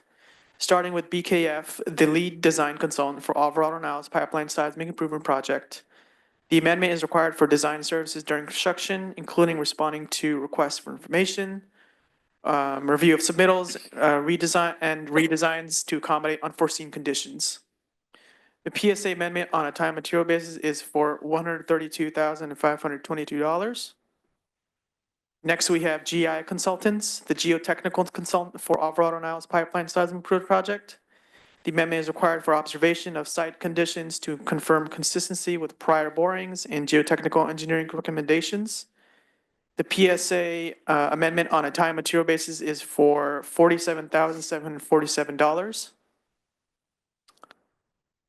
Next slide, please. Thank you. Finally, we have LSA Associates, the environmental consultant for the project. The amendment is required for cultural resource monitoring of the open cut trenching work and the nesting bird survey. The PSA amendment on a time and a material basis is for $125,000. We can take some questions now before moving on to staff recommendations. Questions from the board? Yes. Director Sethy? So I was curious about one aspect which I asked Mr. Stevenson about yesterday. About 15 years ago, when we were planning forward for our main renewal work, the cost of things was about $2 million a mile. And so I was curious as to where we stand now in terms of cost per mile or linear foot or a cubic inch of pipeline that we're putting in. Yeah, I'll jump in here. What we're seeing now and what we're sort of planning with is for small diameter projects, the kind that typically go in a residential neighborhood, are around $5 million a mile. And projects of this nature that are on a large thoroughfare tend to be larger pipes, have large traffic impacts, and other requirements like that are about $10 million a mile. Mm-hmm. And I have one other question here, escaping me. So it's We could come back to you, yeah, Director we're Sethy. doing much larger 12-inch and 16-inch diameter pipes here, so that's within that 10 million per mile That's correct. that we're looking at. Yeah, that's a substantial increase over time. Oh, the other question I had was related to the bids. So I noticed there was a $5 million gap between the high and low bid. And I'm wondering what you would attribute such a large variation from low to high with 3 bids. One was right in the middle where the engineer's estimate was, but what do you think constituted that extra 5 million from another bidder? Well, there's a couple components of the project that are unique and that one would be the pipe bridge. That's something we normally don't see. And the contractors may have had a different approach with how they wanted to deal with that. That's one thing. The second thing we've observed is that certain contractors tend to bid high. And so that may come into play here as well. I don't think things were omitted. It is probably a function of approach. What other projects that contractor has, if they worked with us recently and want to get more business with us, stuff like that. I think there's probably a wide variety of factors that could come into that. Mhm. And lastly, can you point out on the map where that bridge is going to be located? I'd like to go out and see that sometime. You know what slide that is? I can point it on the map. You go to slide. If you go to slide, maybe, slide 7, and I don't have a pointer actually. Can I get a pointer?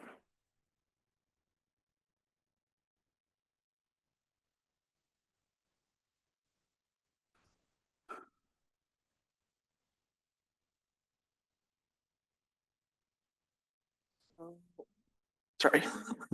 The bridge is between, you see this creek right here that kind of crosses going up right here? Yeah, Yeah, so the bridge is in this area. So can I ask for a verbal description with roads for Sure, our sorry.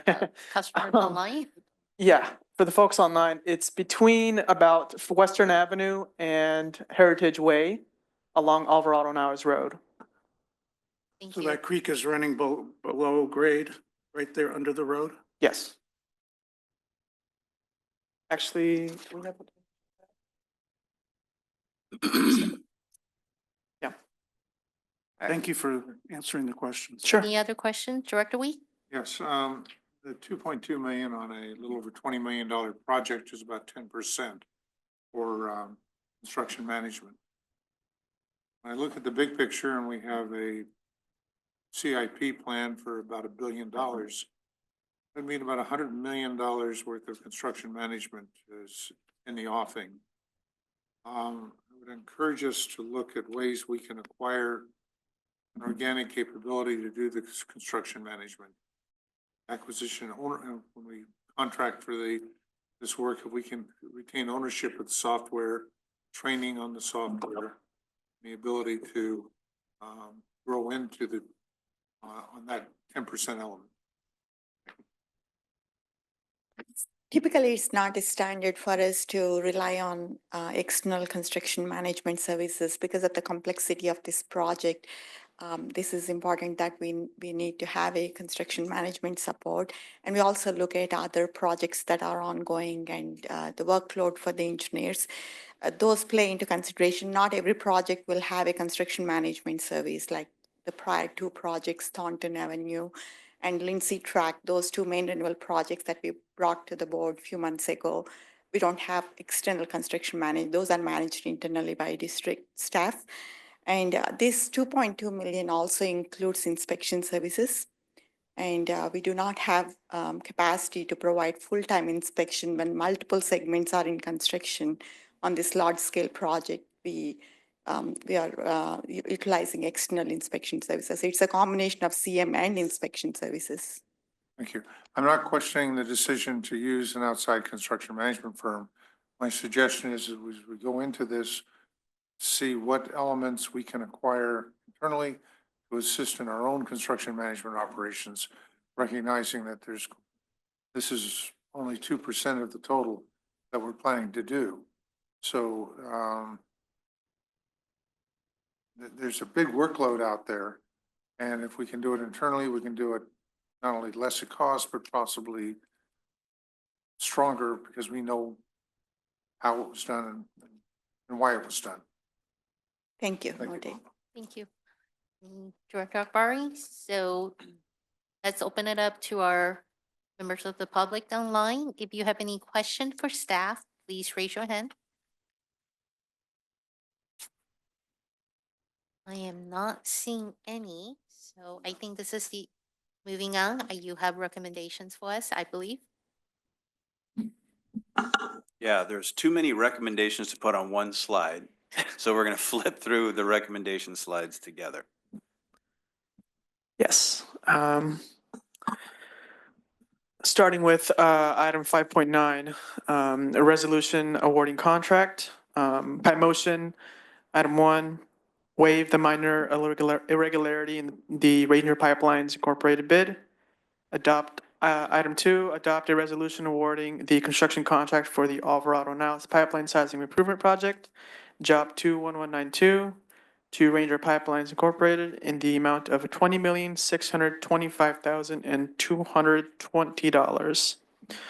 And item 3, authorize the general manager to execute change orders up to 7% of the contract value in a total amount not to exceed $1,443,765 to address unforeseen items that may arise during construction.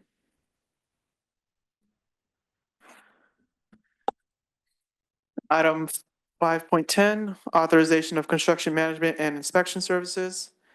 By motion, authorize the general manager to execute a professional services agreement with Kennedy Jenks Consultants Incorporated in an amount not to exceed $2,218,521 for construction management and inspection services for the Alvarado Niles Pipeline Seismic Improvement Project, Phase 2, Job 21192. Item 5.11, authorization of amendment to professional services agreement for engineering services. By motion, authorize the general manager to execute an amendment to the professional services agreement with BKF Engineers in an amount not to exceed $132,522 to provide additional engineering services for the Alvarado Niles Pipeline Seismic Improvement Project, Phase 2, Job 21192. Item 5.12, authorization of amendment to professional services agreement for geotechnical services. By motion, authorize the general manager to execute an amendment to the professional services agreement with GEI Consultants Incorporated in an amount not to exceed $47,747 to provide additional geotechnical services for the Alvarado Niles Pipeline Seismic Improvement Project, Phase 2, Job 21192. Item 5.13, authorization of amendment to professional services agreement for environmental services.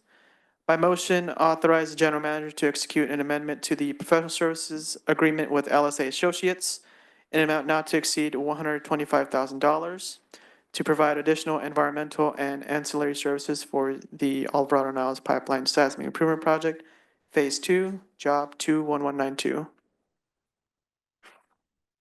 Any questions? I have Question. one more question. Go for it. It's an engineering related question. So this is a seismic improvement project at its heart, and it's following the Hayward Fault. So I'm wondering if we're using any of the technologies that we've used in the past, like where we had the flexible steel, ball and piston, rotation of pipeline. What are the seismic aspects that make this, well, seismically improved pipeline? Yeah, there are a few features. So this is a highly liquefiable zone where the pipeline is being constructed. First, we have steel construction with butt welded joints. That's one thing. We're incorporating what we're calling a PVC fuse for side street connections that will protect the pipe if it settles due to liquefaction. We have geofoam and polyethylene encased laterals, again, that protects the pipe if it should settle and keeps the service laterals from shearing off. At the bridge, that was designed for the seismic inertial loads, and we also have ball and slip joints on the above ground pipe where it goes onto the bridge. So those are some of the features that we've incorporated into this seismic pipeline. Yeah, I imagine that added a lot of cost to this kind of project because it's not a standard pipe replacement. Yeah, those are unique elements. I mean, some of those are a lot of our pipelines tend to be larger diameter R steel, so that's not necessarily unique, but the ball and slip joints and some of these other features are unique to this project. Yeah, I'm bringing it up because, you know, we're responsible for the public's dollar and how it's being spent. And so the more we can educate our public as to why this is such a special project and why it is abnormally costly, you know, but it is worth the investment. It's for the protection of our community. Thank you. Great If I point. may follow briefly on that, one of the techniques in seismic safety is to have valves that can isolate portions of the pipe for repair. And is that, are any valves for isolation involved, considered in this project? Yes, so we do have valves as part of our, standard design. We'll have inline valves every 500 to 1,000 feet. And then we also have valves where we could anticipate future issues. One would be at the railroad that will allow us to isolate the pipeline right at that spot. Another one is at the bridge crossing that I mentioned. And a third one is at the highway overpass. That's where you can have discontinuous settlement between the bridge and the just the soil around the bridge. And so there are valves there that will allow us to isolate these problem areas should it be necessary. Thank you. Thank you. Good work. Any other questions or comments from the board? No? How about questions or comments from our members of the public online? If you have questions or wish to address the board, please raise your hand. I am not seeing any. No. So pending the council's agreement, would the board like to take all the items together or would you like to make 5 separate motions? Yeah, it's up to the board. You can take all 5 of these actions, items at once. All right. I'll Sure. make a- So we have agreement that we're going to take all 5 together? Okay, do I have a motion? I'll make the motion to adopt staff recommendation for items 5.9, 5.10, 5.11, 5.12, and 5.13. Is there a Second. second? Directors Akbari, Aye. Gunther, Sethy, Aye. Weed, Aye. and Huang. Aye. Would someone please bring Director Gunther back? Thank you. Thank you very much. Great job. Thank you. Excellent work to Thank you. all of you. 14-fold vote of confidence.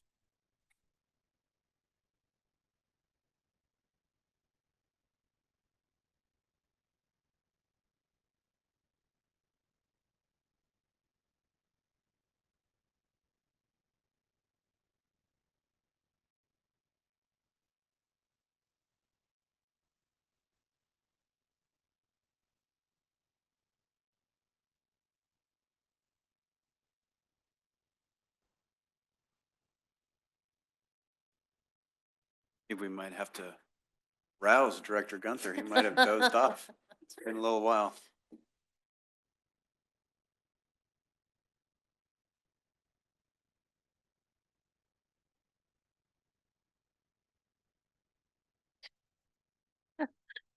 All right, let the record reflect that Director Gunther returned to the room at 7:53 PM, please. All right, with that, shall we move on to item 514, please?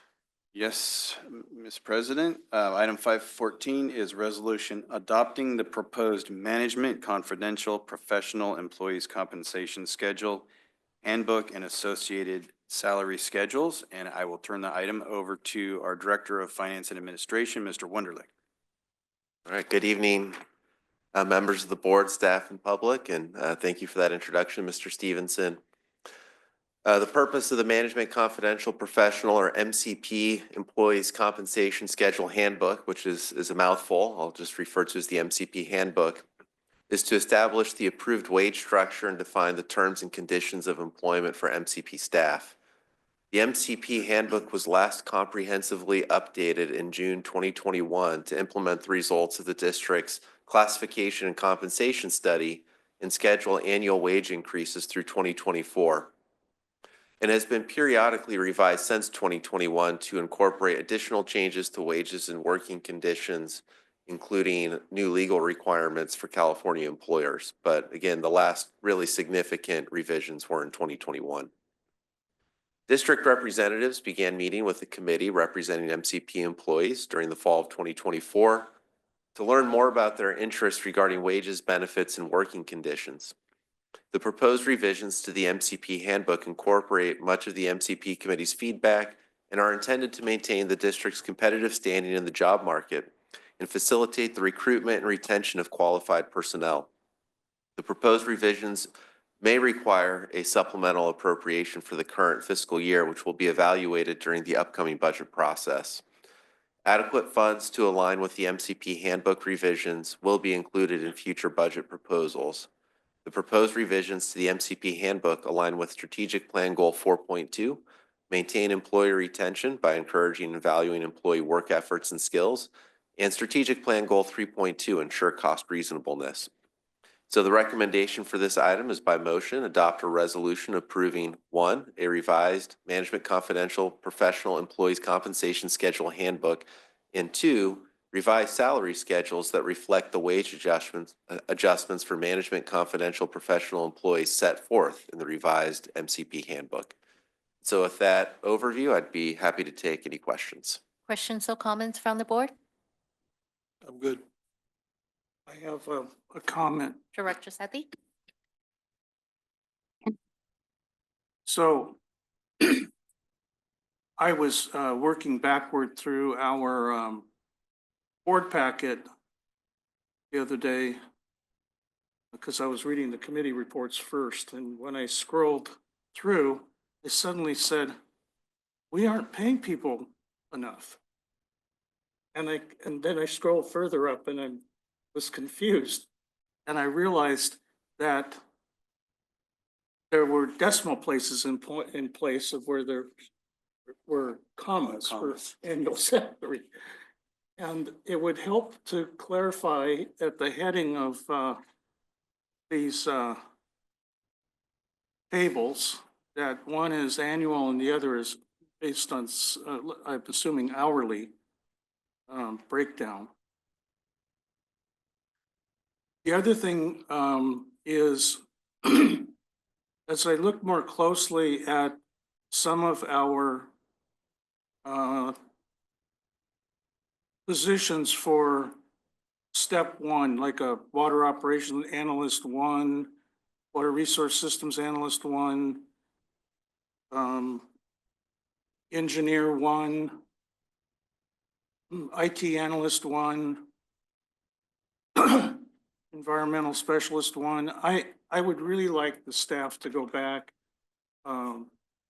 and make sure that we are being competitive with the local economy here. It just seems to me, I'm just saying this based on my own knowledge, that we're at the very low end. We're giving premium salaries at the mid and top of our range, but I'd like to make sure that we're competitive next time we go through a review with the entry-level positions. Those are my 2 comments. Thank you. Any other questions or comments from the board?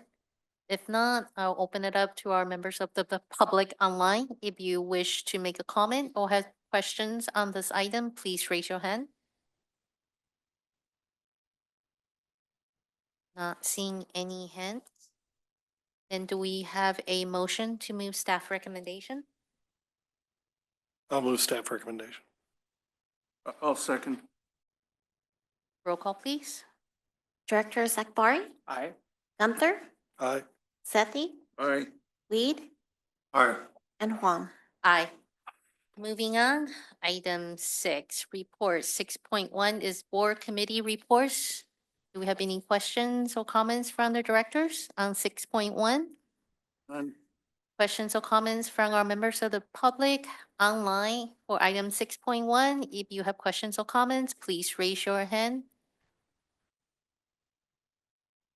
Not seeing any. Moving on to item 6.2, operational reports. Any questions or comments from the board on 6.2?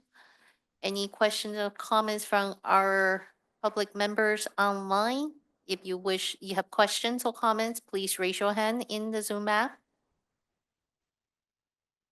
Not seeing any. Let's see, we do not have an item 6.3. There's no staff presentation. Moving on to 6.4, General Manager's report, please. Okay, closing in on it here. Item 6.4.1 is a recap of our 2025 water system revenue bond sale.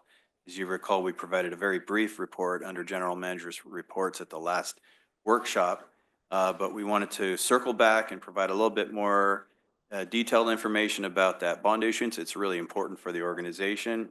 And in order to do that, we have our friend, Mr. Wunderlich, returning. Great, thank you.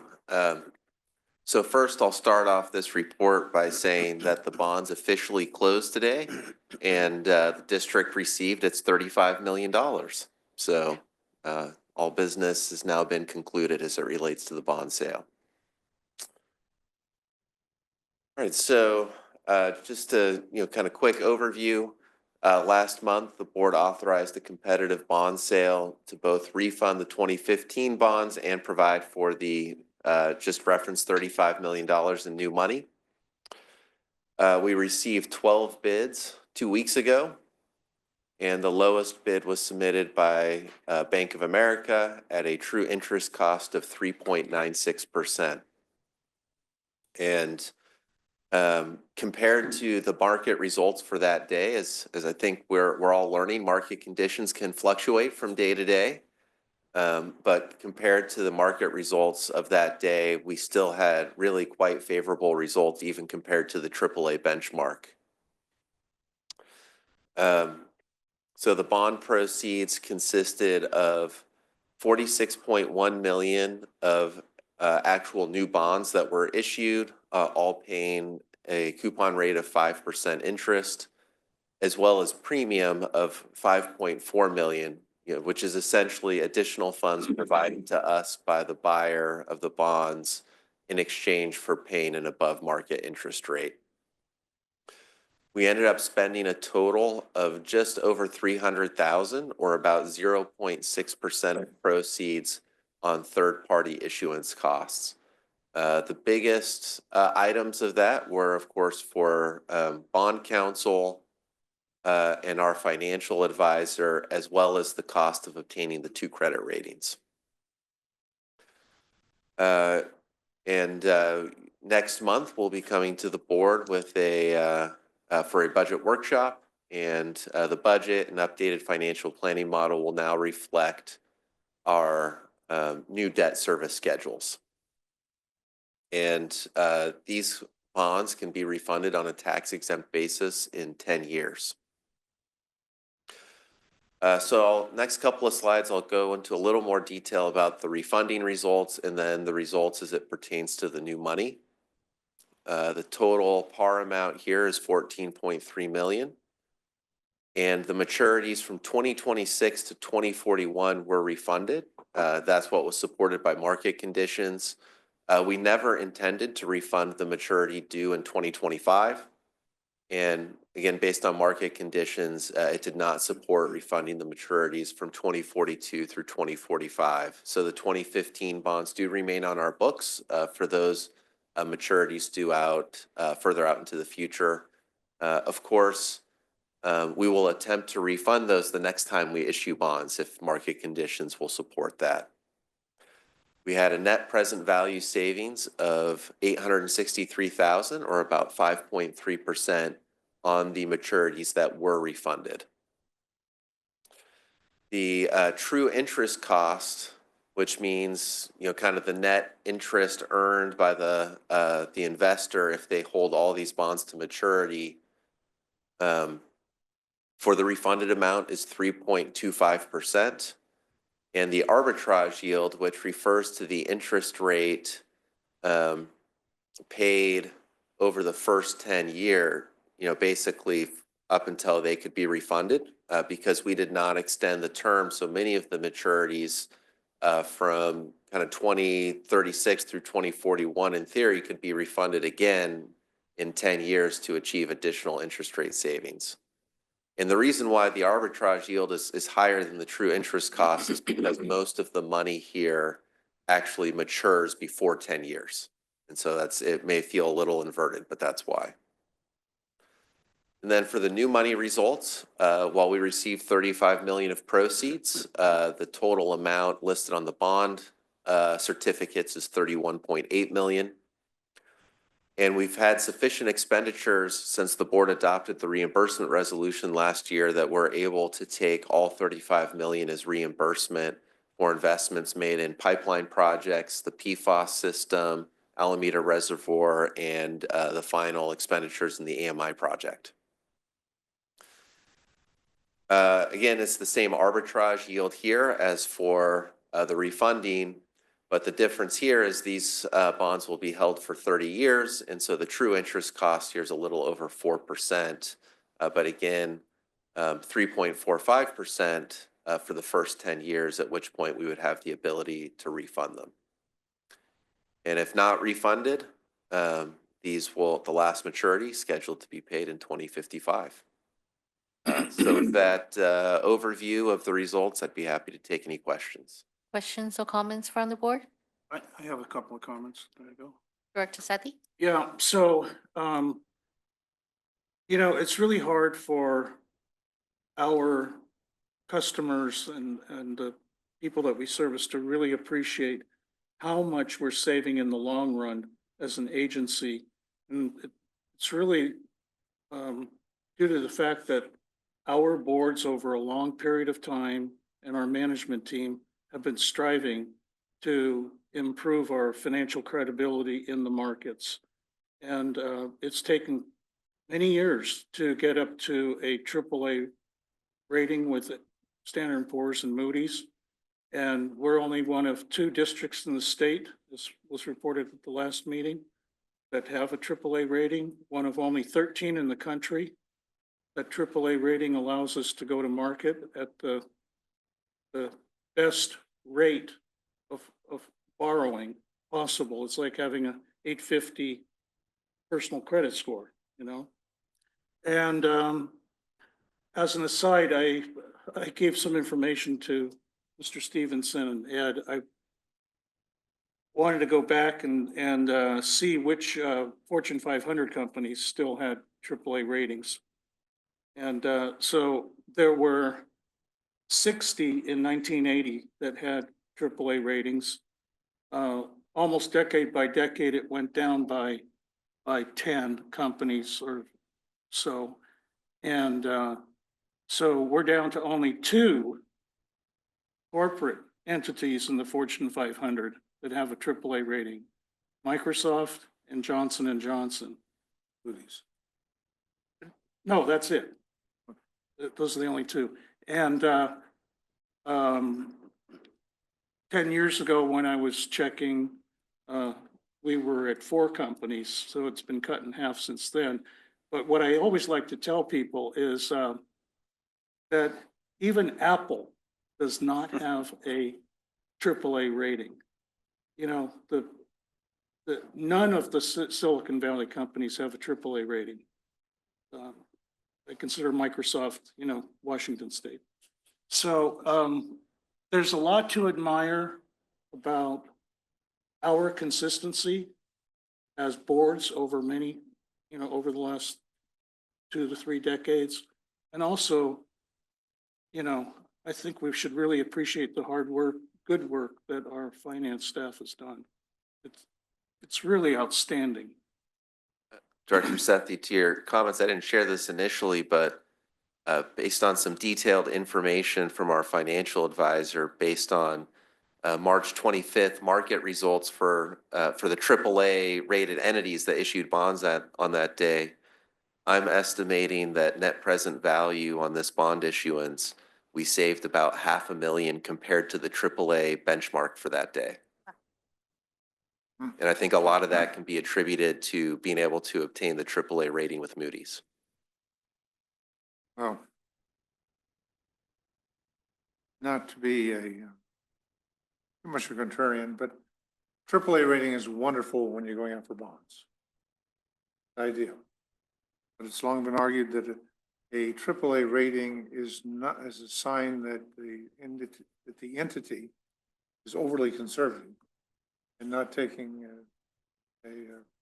what would be considered a reasonable level of risk in order to achieve maximum utilization of their resources.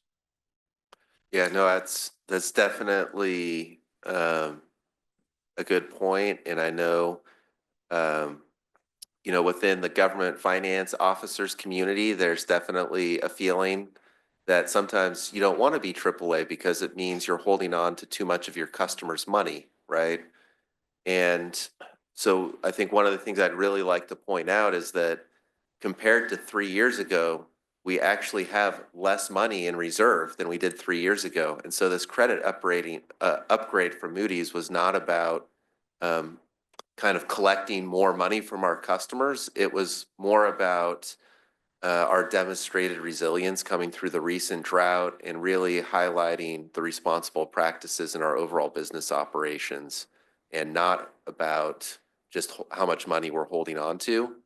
But to that point, I also must, advise the board that while we will strive to hold on to this AAA rating as long as we can, it's also not guaranteed that we'll keep it forever. I would like to add one point. And that is, in addition to all the things that you mentioned, I think one thing that yields a higher yield for our organization, a AAA rating, is the fact that we've more traditionally been pay-as-you-go than taking on a lot of debt. And so, if you want to take on much more debt on behalf of your customers, pay for projects that way, that's a choice. And that's why we have a fairly high debt ratio, our ability to service our debt. And I think that's something that people really pick up on when they're evaluating ACWD. Even with the issuance of these bonds, we've done 3 in the last decade, we still have just about the highest debt ratio of any water district in the state. Funded ratio. The funded ratio. Thank you. Any other questions or comments from directors? If not, Lowest debt ratio. I'll open up to our public member online. If you have any questions or comments on this particular items, please raise your hand in the app. I'm not seeing any hands, so moving on. Any other general managers report? Just a quick matter of business. Your district secretary will be reaching out to you all as we think about schedules for upcoming board workshops. We're kicking around options related to start times for our workshops, trying to accommodate some schedule constraints. So you expect a contact from Ms. Sue, who will seek your input on workshop start times. And that'll come up pretty quick. In the meantime, that's all we have for general managers reports this evening. Great, thank you. Then let's move on to director's comment, reports on meetings attended, and agenda item request. Director Sethy, you have item 7.1. Yes, I attended the recent South Bay Engineers Club meeting. Director Weed was also there, so he may have a report. I'm always interested in going to these meetings and presentations because you get the perspective of people that are, real professionals at the top of their profession, spent many years in their field and have gained expertise. And it's, really enjoyable to learn from people that are right there on the front lines every day. Last month's presentation by 2 experts in their field was, absolutely excellent. But I will say this was the first presentation I was disappointed in. John and I attended with Tom Blaylock too, former board director for 30 years. And he was our public works director for many, many years in the city of Fremont. Has a street named after him in front of Warm Springs Park. And Tom was really disappointed too, because he was one of the founders of the club. And we thought the lady from PG&E gave just a rudimentary presentation on underground linear engineering. It sounded like a first-year college student that was presenting. And I was disappointed, so were other people, in the fact that she couldn't answer any of about 24 questions that came from the audience. It was either, I don't know, or I have to find out, things like that. And I know one of our engineers attended as well, and I think she was a little disappointed because she was hoping to learn something. So I gave my feedback to the board members and expressed my disappointment. I hope that doesn't happen in the future. It hasn't happened in the past from what I can recall. But sorry, I can't come back with a more positive report on what I learned. Felt like I knew everything that the lady was presenting, and I'm not an engineer. Thank you, Director Sethy. Director Wheat? Beware of the culture of regulated utilities, which has this being an investor-owned utility. Same general feeling of the impression of the presentation. I would note that the presenters were on the power side. There's an entire, law firms call it a Chinese wall. The utilities of PG&E have their own separate entities of power and gas, and rarely do the two parallel universes interact and meaningfully. So I experienced that personally recently, where I found that PG&E Power had planted a 50-foot tall power pole in 1998 directly on top of a 1930 4-inch gas distribution line. And someday they may get around to addressing the issue. So, and it's right on my property line. So it's a, partially on my property. So it's a, PG&E is its own experience. Thank you. Thank you, Director Wheat. Director Gunther, any comments? I was just getting excited about the South Bay Engineering Club. Actually, I really have been always interested in these reports, and you know, every now and then they get a kind of a bad one, but yeah, I'm actually considering trying to go to some of these in the future. Always been interested in certain forms of engineering. I don't know much about electrical. The rest of it's always fun. Well, this is supposed to be a practical presentation for people that are in the water, sewage, any kind of underground utilities. Yeah, but it was PG&E. Yeah, I have one other quick report, and that is that tomorrow morning is the last of our Los Vaqueros Reservoir JPA board meetings. We will be closing everything before noontime tomorrow. Thank you. Director Wee, any director's comment, agenda item request? So, I'll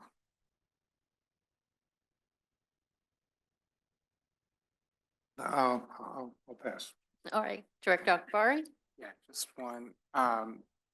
So every few months I get invited to come and present to some scouts locally, and I had the opportunity to go and present yesterday. And I always just get really, really fascinated by how prepared these kids are, how many questions they have.